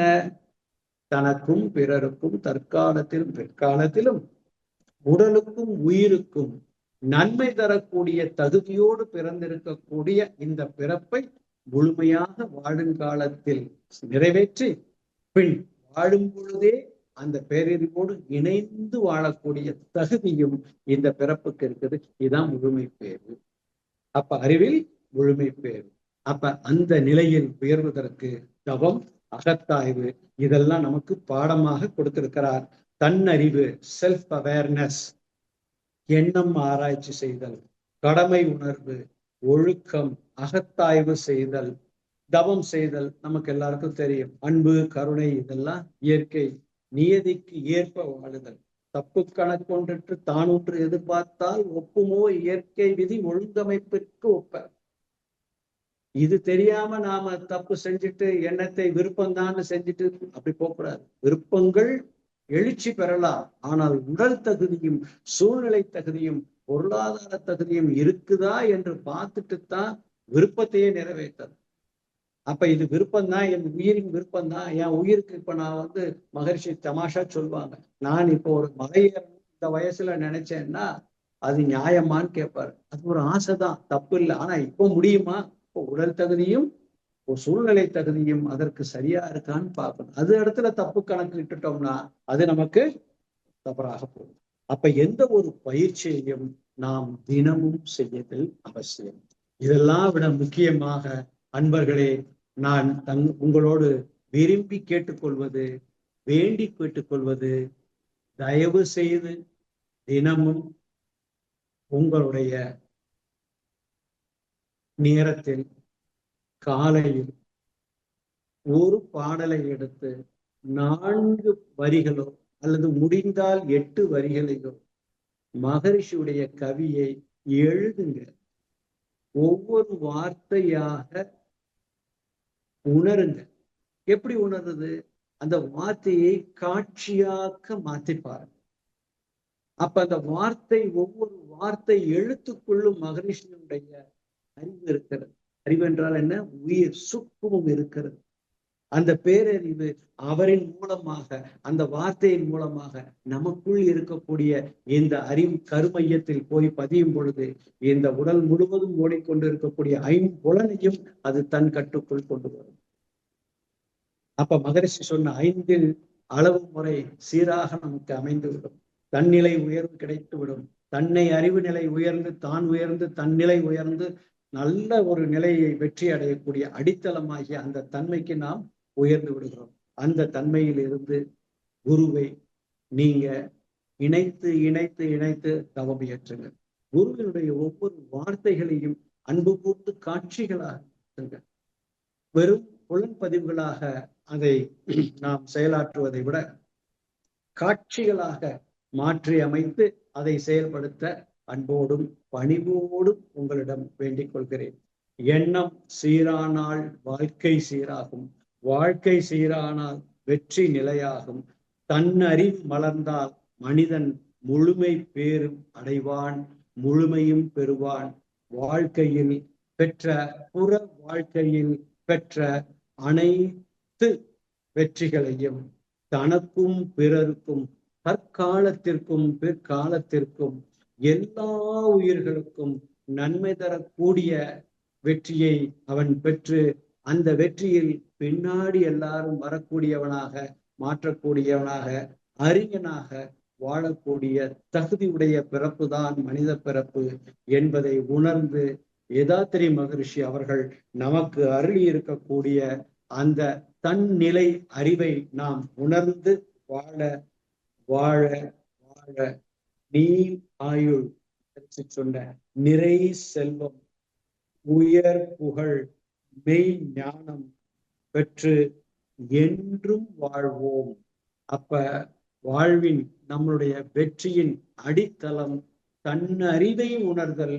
தன்னறிவை உணர உணர தனக்குள் இருக்கக்கூடிய அந்த தெய்வ அறிவு, அந்த பேரறிவு காட்டுகின்ற வழிபடி நாம் வாழ்வதற்கு மிகவும் சிறப்பாக இருக்கும்.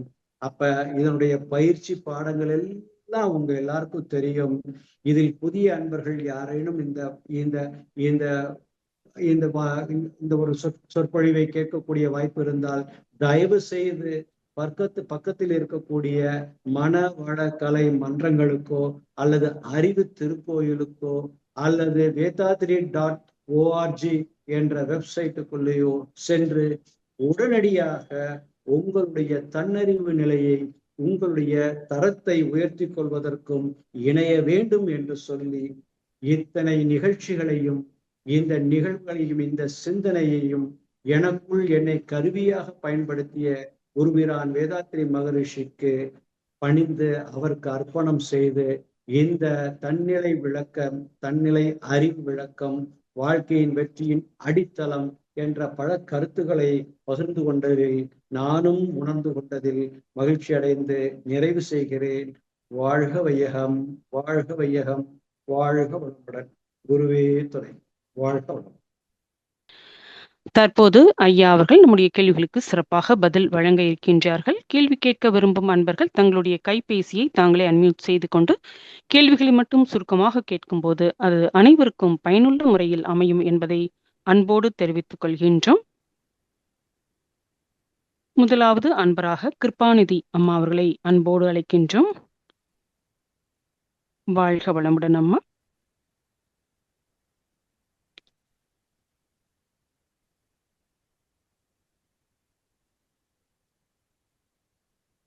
அன்மியூட் பண்ணிட்டு பேசலாங்கம்மா. வாழ்க வளமுடன்.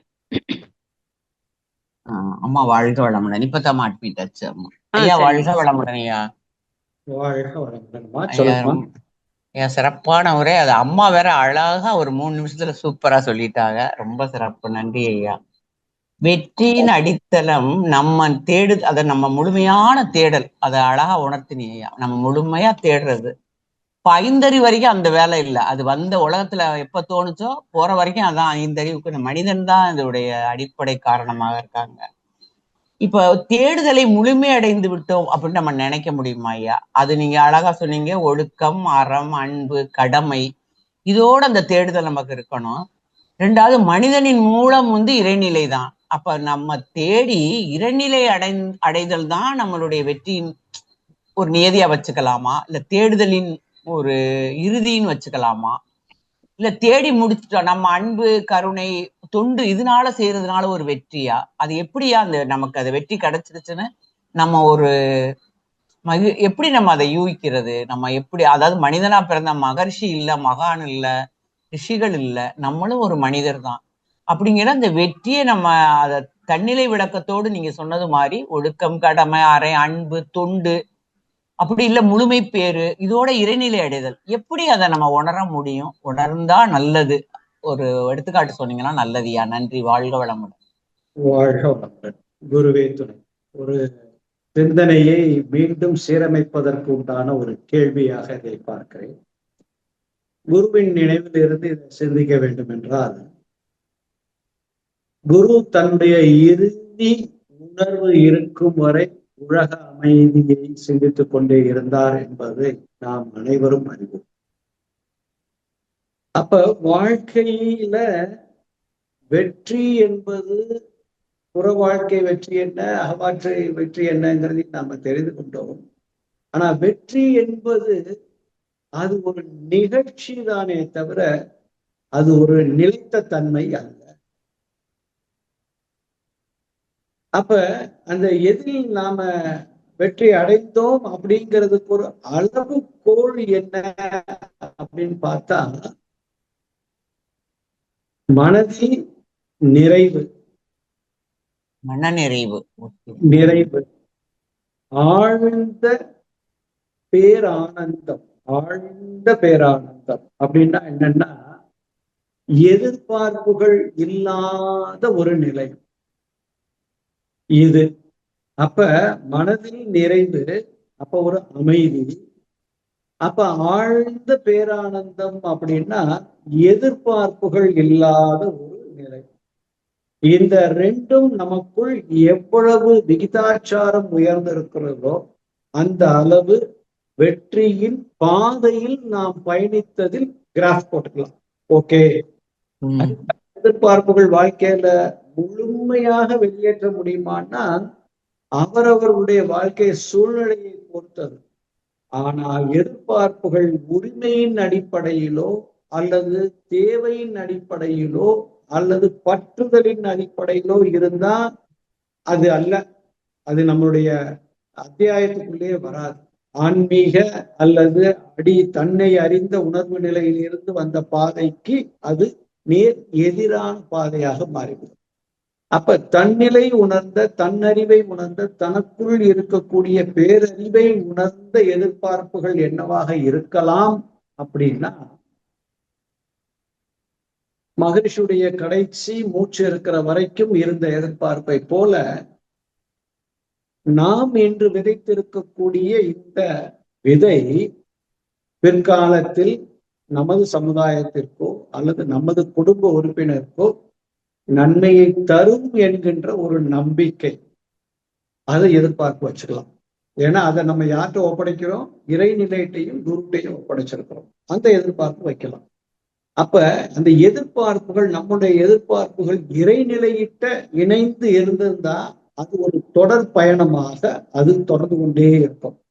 ஆனால் நம்முடைய எதிர்பார்ப்பு நம்முடைய உறவுகளோடையோ அல்லது நம்மை சுற்றி இருக்கக்கூடிய உயிர் தொடர்பு உள்ளவர்கள், நண்பர்களாக இருக்கலாம், உறவினர்களாக இருக்கலாம், அல்லது இரத்த தொடர்பாக யாரா வேணாலும் இருக்கலாம். அந்த எதிர்பார்ப்புகள் என்பது அது புறத்தே நாம் வைக்கக்கூடிய ஒரு நிகழ்வு தான். அப்ப வெற்றி என்பது ஒரு நிகழ்ச்சி தானே தவிர அது ஒரு நிலைத்த அல்லது ஒரு நிலையமோ ஒரு டெஸ்டினேஷன் கிடையாது.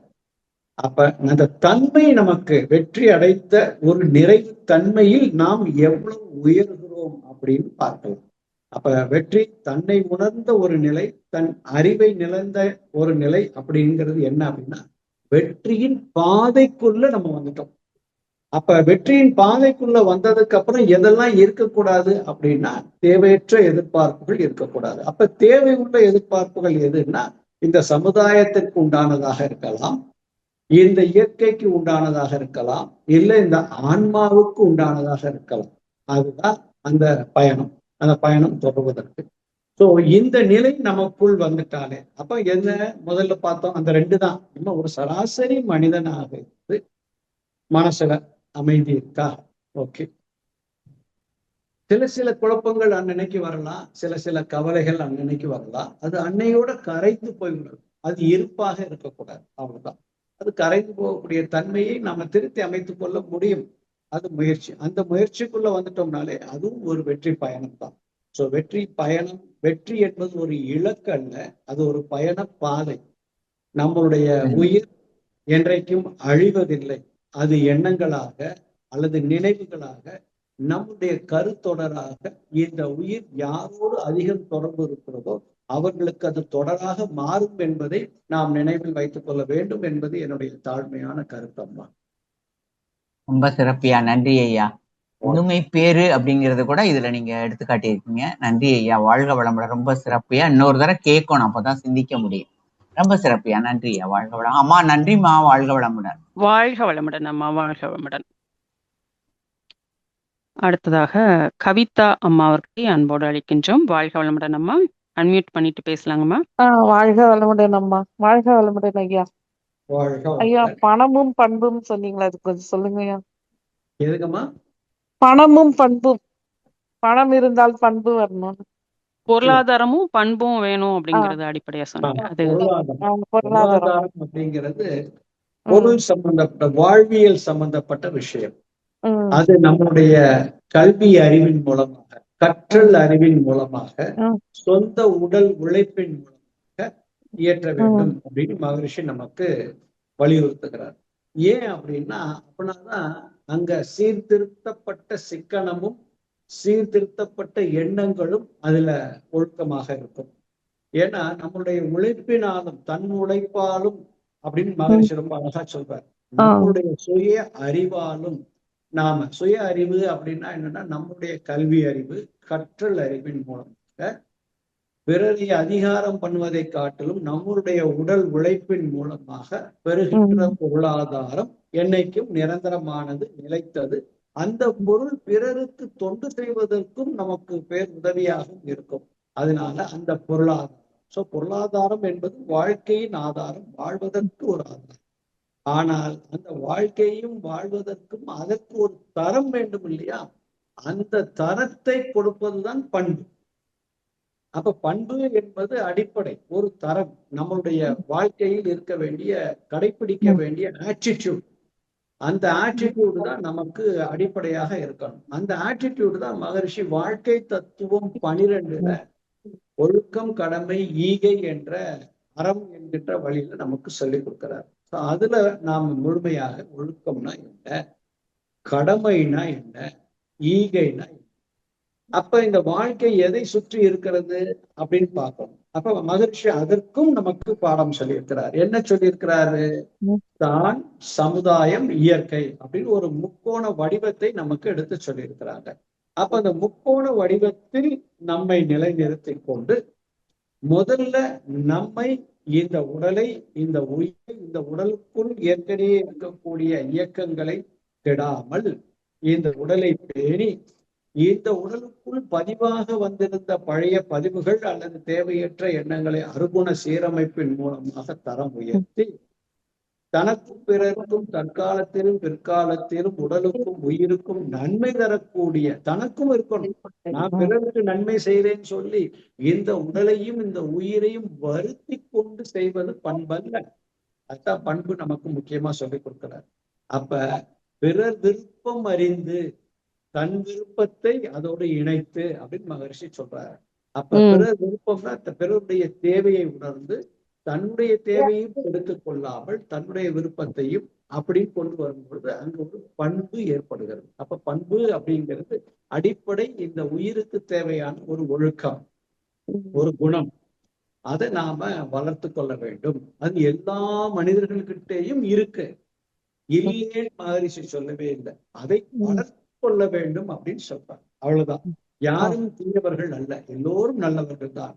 ஆனால் அந்த நல்ல ஒரு செடி வளர்ந்தாதான் அது பூக்கும், பூத்தாதான் அது காய்க்கும், காய்த்து காயை பருக்க விட்டாதான் அது காயாக மாறும், பின்பு கனியும்.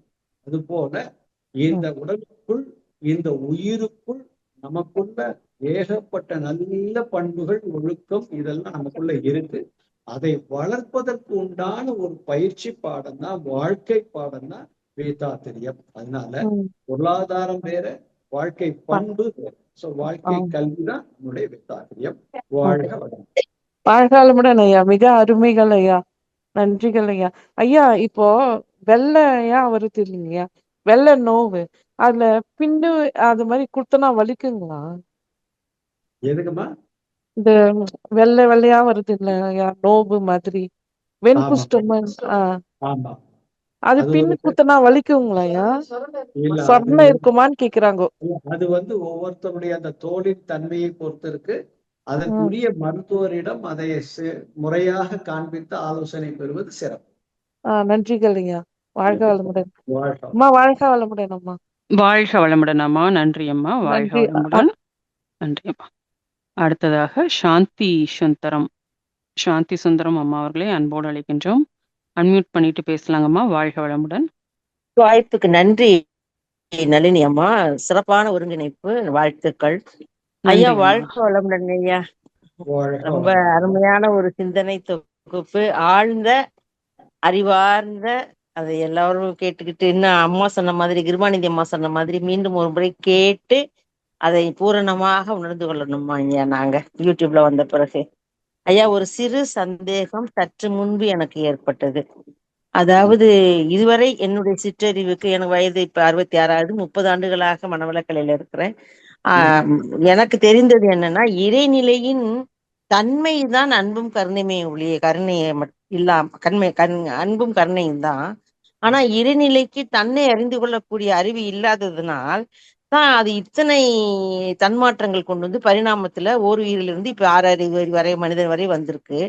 எப்பொழுது அது ஓருயிராக வந்ததோ அப்பொழுதுதான் அதற்கு அன்பும் கருணைங்கிற தன்மையும் உருவானது அப்படின்னு நினைச்சேன். அப்ப இயற்கையிலேயே அதற்கு அன்பும் கருணை இருக்குங்கிறது இல்லை இல்லைங்கய்யா. நம்ம ஓருயிர் வந்த பிறகுதானே நம்ம மனிதன் வரை வரும்போது அந்த தன்மை தான் அன்பும் கருணையுமா வெளிப்படுது ஒழிய, மகான் தமம் எடுக்கும் போது சொல்லுவாங்க, ஏதுமற்ற நிலை, எல்லாம் அறிந்த நிலை அப்படி சொல்லுவாங்க. ஆனா அந்த அந்த தன்மை அதுக்கு ஆரம்பத்திலே அந்த அந்த சூனியத்திலே இருக்காங்கயா. அதுதான் எனக்கு சின்ன டவுட். அதாவது நீங்க ரொம்ப அழகா உணர்ந்திருக்கிறீங்க, அருமையா நிறைய சிந்தனைகளை ஆராய்ச்சிக்கு உட்படுத்தி இருக்கிறீங்க, ஒப்பீடுகள் அருமையா செஞ்சிருக்கிறீங்க. குருவின் துணையோடு நீங்க நிறைய விஷயங்கள் செய்றீங்கன்றது உங்களுடைய இந்த வார்த்தைகளிலிருந்து தெரிகிறது. வாழ்த்துக்கள். அதோட சேர்த்து இந்த கருத்தை இப்ப குருதான் நமக்கு கொடுக்குறாரு. இப்போ அன்பும் கருணையும் அப்படிங்கிற ஒரு தன்மையை உணரக்கூடிய ஒரு தகுதி நமக்கு வந்திருக்கு. ஏன் வந்திருக்கு அப்படின்னு பார்த்தோம்னா, கொஞ்சம் இந்த இடத்துல நம்ம விஞ்ஞானத்தை எடுத்து பார்க்கணும். லேசா விஞ்ஞானத்தை எடுத்து பார்த்தாதான் இறைநிலையுடைய உயர்வு என்னங்கிறத நாம புரிந்து கொள்ள முடியும். எப்படி ஒரு சிறு விதைக்குள் விருட்சமே இருக்கு இல்லையா? ஒரு சிறு விதைதான், அதுக்குள்ள பெரிய மரம் இருக்கு. அந்த பெரிய மரம்னா என்ன? வேர் வருகிறது, இலை வருகிறது, அந்த நிறம் வருகிறது, சுவை வருகிறது, அதுக்குள்ள மருத்துவம் இருக்கிறது, அதற்குள்ள வடிவம் இருக்கிறது, ஆற்றல் இருக்கிறது, அந்த கிளைக்கு ஒரு பலம் இருக்கிறது. அப்ப கிளையில வேர்ல இருக்கக்கூடிய ஒரு மருத்துவம் அந்த மரத்து பட்டையில மாறுபட்டு இருக்கும், இலையில ஒரு மருத்துவம் இருக்கிறது, அந்த காயில் பூவில் ஒரு மருத்துவம் இருக்கிறது, ஒரு குணம் இருக்கிறது. அந்த பூ காயானதற்கு அப்புறம் இந்த காயில் ஒரு மருத்துவம், ஒரு குணம், ஒரு தன்மை இருக்கிறது. அது பழுத்ததற்கு அப்புறம் ஒன்று இருக்கிறது. இதெல்லாம் பழுத்த நிலை வந்து மீண்டும் அது வித்தாக மாறும்போது இது எல்லாத்தையும் உள்ளடக்கி அந்த விதைக்குள்ள போயிடுச்சு. இப்ப இந்த விதைக்கு தனக்குள்ள இவ்வளவு இருக்குன்னு தெரியுமா? தெரியாதுங்க.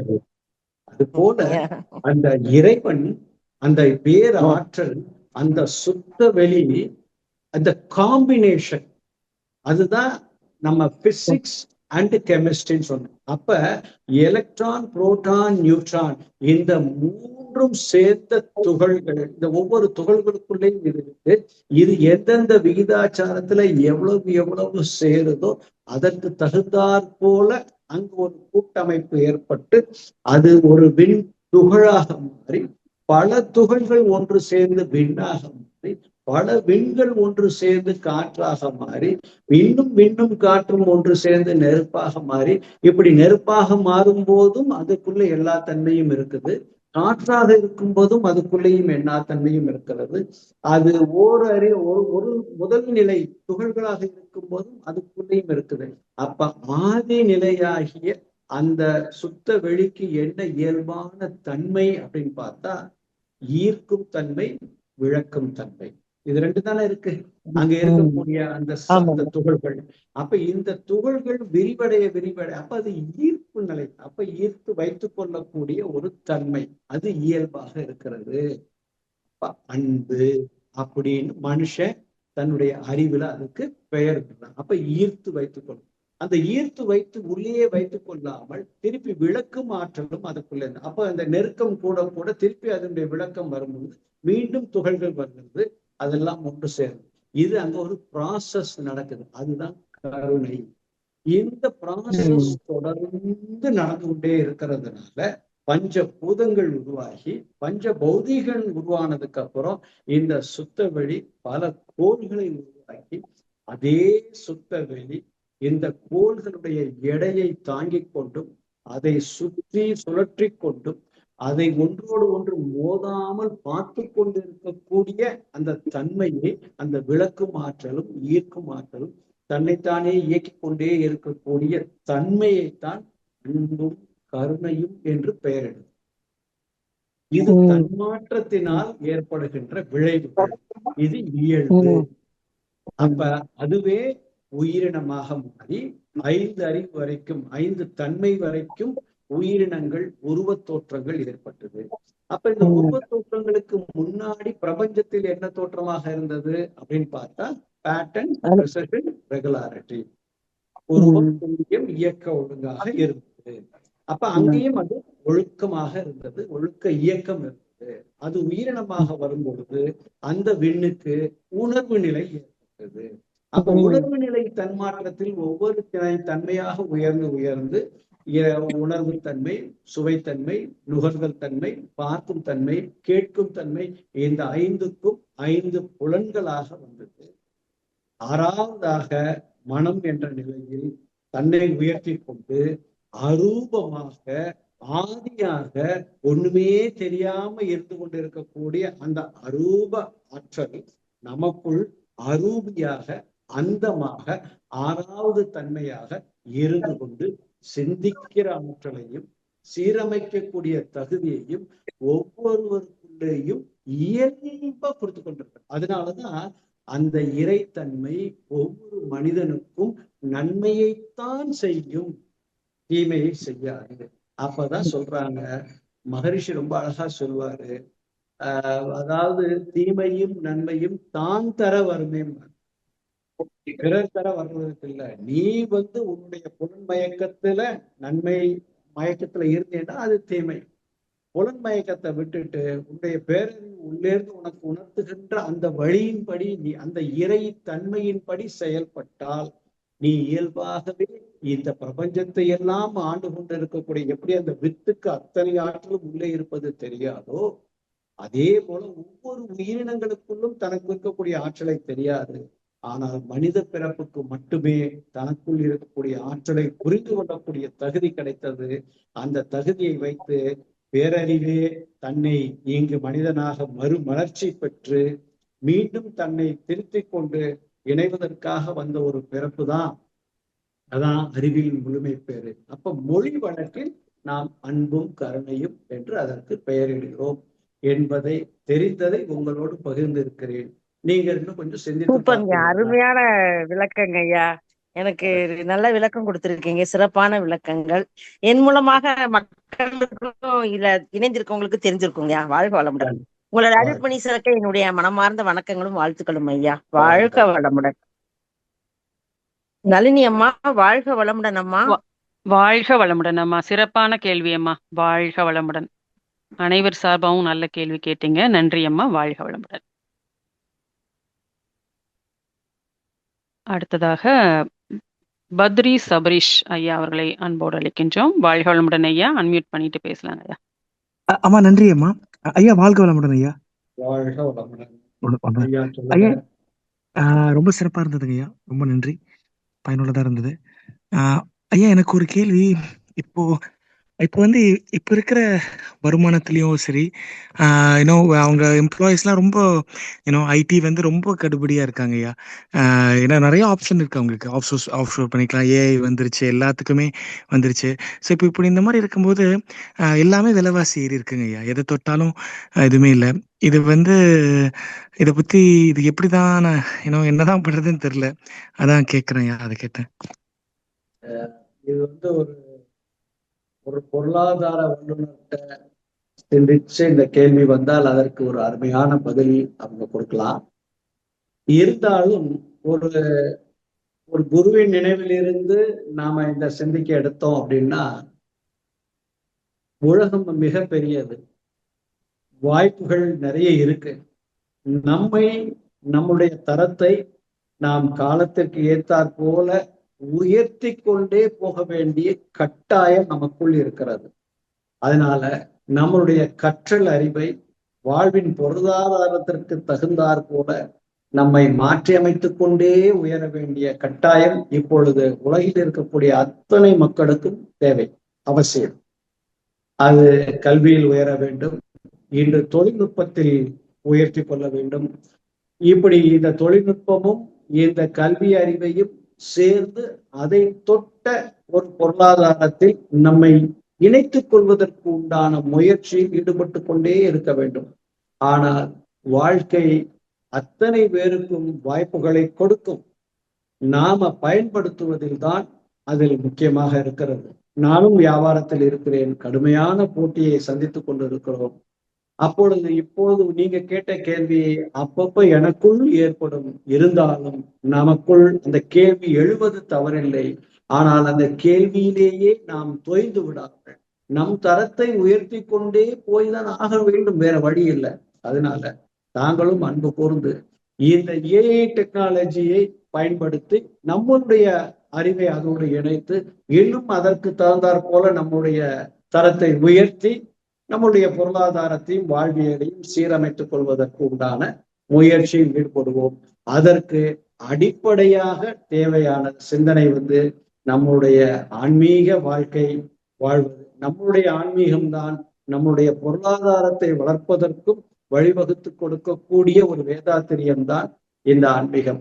துறவரமோ அல்லது வாழ்க்கையை கடந்து நான் இறைவனை பார்க்க போகிறேன் அப்படின்னு சொல்லி துறவரம் செல்வதற்கு உண்டான பயிற்சி பாடம் நமக்கு இல்லை. வாழ்க்கையின் தரத்தை உயர்த்தி கொள்வதற்கு உண்டான பயிற்சி பாடம் தான் நமக்கிட்ட இருக்கு. அதனால நல்ல துரியாதீனம் பண்ணுங்க. எந்த அளவுக்கு துரியாதீனம் பண்றீங்களோ அந்த அளவுக்கு இந்த பிரபஞ்சம் முழுவதும் நீக்கமர இருக்கக்கூடிய ஏஐ டெக்னாலஜி வல்லுநர்களுடைய அத்தனை அறிவு நுட்பமும் உங்களோட கனெக்ட் ஆகும். நீங்களும் அதோடு சேர்ந்து உயரலாம். இது குருவின் உணர்விலிருந்து குருவே உங்களுக்கு சொல்லுகிறார். எனக்கு இப்ப வந்த உணர்வு தான் இது. அதனால குரு தான் இந்த வார்த்தையை சொல்லுகிறாரே தவிர இது என்னுடைய வார்த்தை அல்ல என்பதை சொல்லி நீங்க நல்ல துரியாதீனம் குருவை வேதாத்திரி மகரிஷியை நல்லா உள்வாங்கி மனதை விரித்து தவம் பண்ணுங்க. வேணுங்கிற அளவுக்கு வாழ்க்கை வளம் பெருகும். வாழ்க வளமுடன். வாழ்க வளமுடன். சபரீஷ் ஐயா, வாழ்க வளமுடன். நன்றி ஐயா. நன்றி அம்மா. ரொம்ப சிறப்பான பதில். நன்றி நன்றி அம்மா. நன்றிங்க ஐயா. நன்றிங்க. வாழ்க வளமுடன். அடுத்ததாக பெயர் போடல V2022 அன்மியூட் பண்ணிட்டு பேசலாம். வாழ்க வளமுடன்.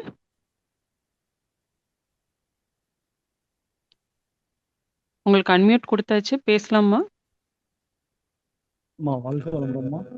வாழ்க வளமுடன். சத்தமா பேசுங்கய்யா. வாழ்க வளமுடன். ஐயா வாழ்க வளமுடன் ஐயா. கேக்குதுங்களா ஐயா? வாழ்க வளமுடன். வாழ்க வளமுடன். நல்லா கேக்குதுங்க ஐயா. ரொம்ப சிறப்பா இருந்ததுங்க ஐயா. இப்போ பிஃபோர் கொஞ்ச நேரத்துக்கு முன்னாடி சகோதரிகிட்ட கேட்ட விஷயங்கள் கேட்டதுக்கு இப்போ நீங்க சொன்னீங்க இல்லைங்களா, ஒரு விதையின் தன்மை எப்படியெல்லாம் வடிவம் எடுத்து வருது. ஒரு மரத்தோடைய தோள்பட்டையாக இருக்கட்டும், அந்த ஒரு இலையாக இருக்கட்டும், காய் கனியாக இருக்கட்டும், அப்படிங்கிற தன்மைகள் இருக்குங்கிறது நம்மளுக்கு நல்லாவே தெரியுது. அந்த பிரபஞ்சத்தோடைய இறையாற்றல் வந்து அன்பும் கருணையாக மட்டும்தான் இருக்குங்கிறதும் தெரியுது. பட் நம்ம அன்றாட வாழ்க்கையில் நம்ம செய்யக்கூடிய செயல்கள் எதுவாக இருந்தாலும், எது நல்லது எது கெட்டதுன்னு தெரிஞ்சு அறிஞ்சு பண்ணினாலும், அந்த அன்பும் கருணையை தவிர்த்து மீதி எல்லா செயல்களையும் நம்ம தொடர்ந்து பண்ணுறோமே. பட் அந்த இதை வந்து நிலைத்த நீடித்த தன்மையா இருக்கிற மாதிரி நம்ம எண்ணம் சொல் செயல் இருக்க மாட்டேங்குதுங்கய்யா. அது ஏன் அந்த அந்த அன்பு கருணைக்கு உள்ளது அடித்தளம் வேணும். இப்போ கோவம்னா டக்குன்னு வந்துடுது, கவலைனா வந்துடுது. அது எது வேண்டான்றமோ அது நிலைத்து நீடித்து நிற்குது. எது வேணும் நினைக்கும் இருந்தால் நான் உடம்புக்கும் மனசுக்கும் ஆரோக்கியம் நினைக்கிறோமோ அதை தேடி பார்த்து இவ்வளோ தூரம் நம்ம சிரமப்பட வேண்டியதா இருக்கு. அது காரணம் என்னங்கய்யா? வாழ்க வளமுடன் ஐயா. அருமையான சிந்தனைக்குரிய ஒரு கேள்வி. செயல் விளைவு தத்துவம் என்று மகரிஷி நமக்கு ஒரு அருமையான பாடத்தை விளக்கி இருக்கிறார். அப்ப நம்முடைய வாழ்க்கை என்பது ஒரு சங்கிலி தொடர். இப்ப நிகழ்காலத்தில் நாம் பிறருக்கு நல்லதே செய்து கொண்டிருக்கக்கூடிய அன்பும் கருணையுமான ஒரு வாழ்க்கையை வாழ்ந்து கொண்டிருக்கிறோம். மகிழ்ச்சி. உங்களுடைய ஆன்மா நிகழ்காலத்தில் அன்பும் கருணையோடு வாழ்ந்து கொண்டிருக்கிறது. பாராட்டுக்குரியது, சிறப்புக்குரியது. ஆனால் இந்த கருத்தொடராக நமக்குள் டிரான்ஸ்பார்மேஷன் ஆகி வந்திருக்கக்கூடிய எத்தனையோ விஷயங்கள் பதிவுகளாக, நம்முடைய முன்னோர்கள் பதிவுகளாக ஒரு கணக்கு எடுத்துக்குவோமே. ஒரு உதாரணத்திற்காக முன்னோர் பதிவுன்னு சொல்லி எல்லாத்தையும் அவங்க மேல நம்ம பழி போடுறது கூடாது. இருந்தாலும் நீங்க கேட்ட கேள்வியை ஒட்டி இது ஒரு பதில். அப்ப ஏதோ ஒரு செயல் எங்கோ நாம் அறிந்தோ அறியாமலோ நம் கருத்தொடராக செய்திருக்கலாம், அல்லது எண்ணத்தால் மட்டும் நினைத்திருக்கலாம், செயலால் செய்திருக்காமல் இருக்கலாம். நிகழ்காலத்திலும் கூட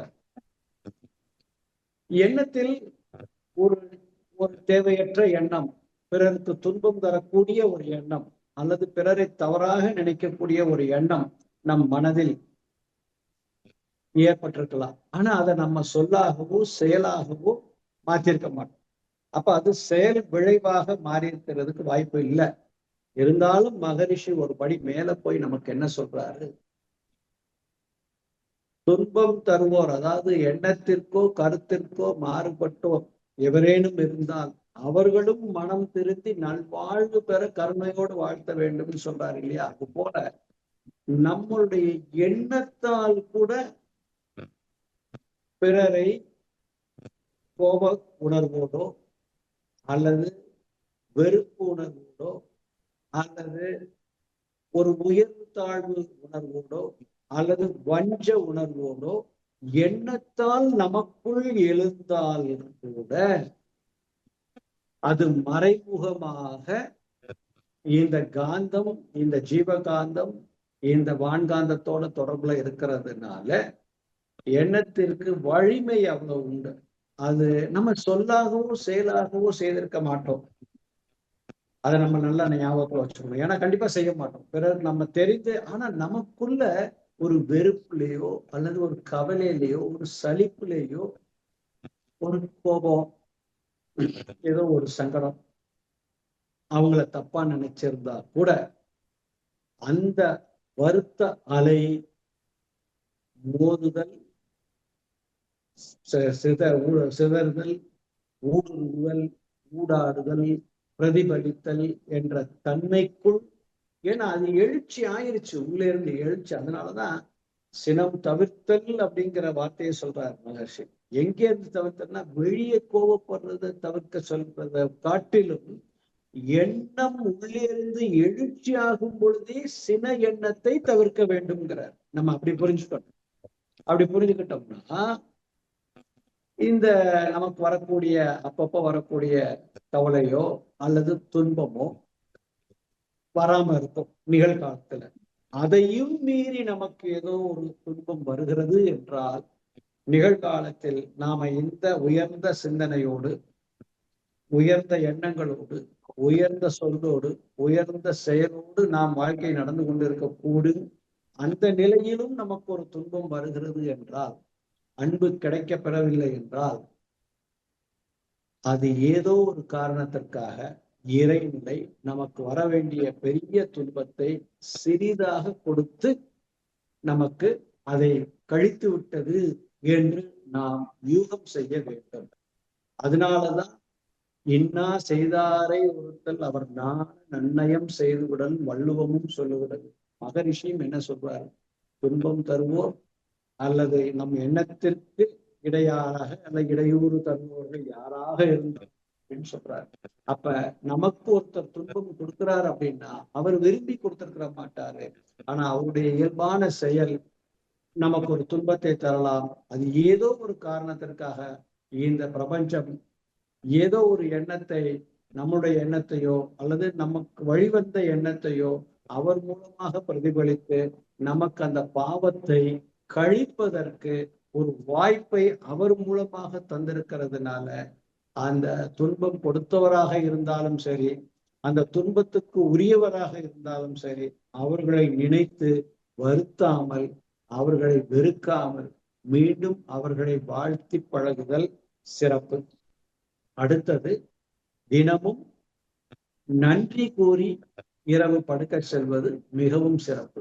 இன்று நான் தொடர்பு கொண்ட அத்தனை உயிர்களுக்கும் நான் என் நன்றியை தெரிவித்துக் கொள்கிறேன்.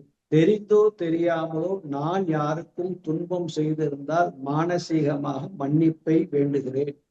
அதே போல் தெரிந்தோ தெரியாமலோ என் மீது யாராவது வெறுப்போ கோபமோ அடைந்திருந்தால் அவர்களையும் மானசீகமாக நான் மன்னிக்கிறேன் குருவின் துணையோடு அப்படின்னு சொல்லி இந்த நன்றி பாராட்டுதலையும் மன்னிப்பையும் உங்களுடைய பழக்கமாக நீங்க மாத்துங்க. வருகின்ற துன்பங்கள் எல்லாம் தலை போகாமல் தலைப்பாகையோடு போவதற்கு உண்டான முக்காலமும் சிந்திக்கக்கூடிய ஆற்றல் உங்களுக்குள் வளர்வதற்கு வேதாத்திரியம் துணை புரியும். அதை முறையோடு பயிற்சி செய்து இன்னும் உயர வாழ்க வளமுடன் என்று வாழ்த்துகிறேன். வாழ்க வளமுடன். ரொம்ப சிறப்புங்க ஐயா, ரொம்ப சிறப்பு ஐயா. ஒரே ஒரு இந்த சொன்ன பதில்ல இருந்து ஒரு கேள்வி கேட்கலாமா ஐயா?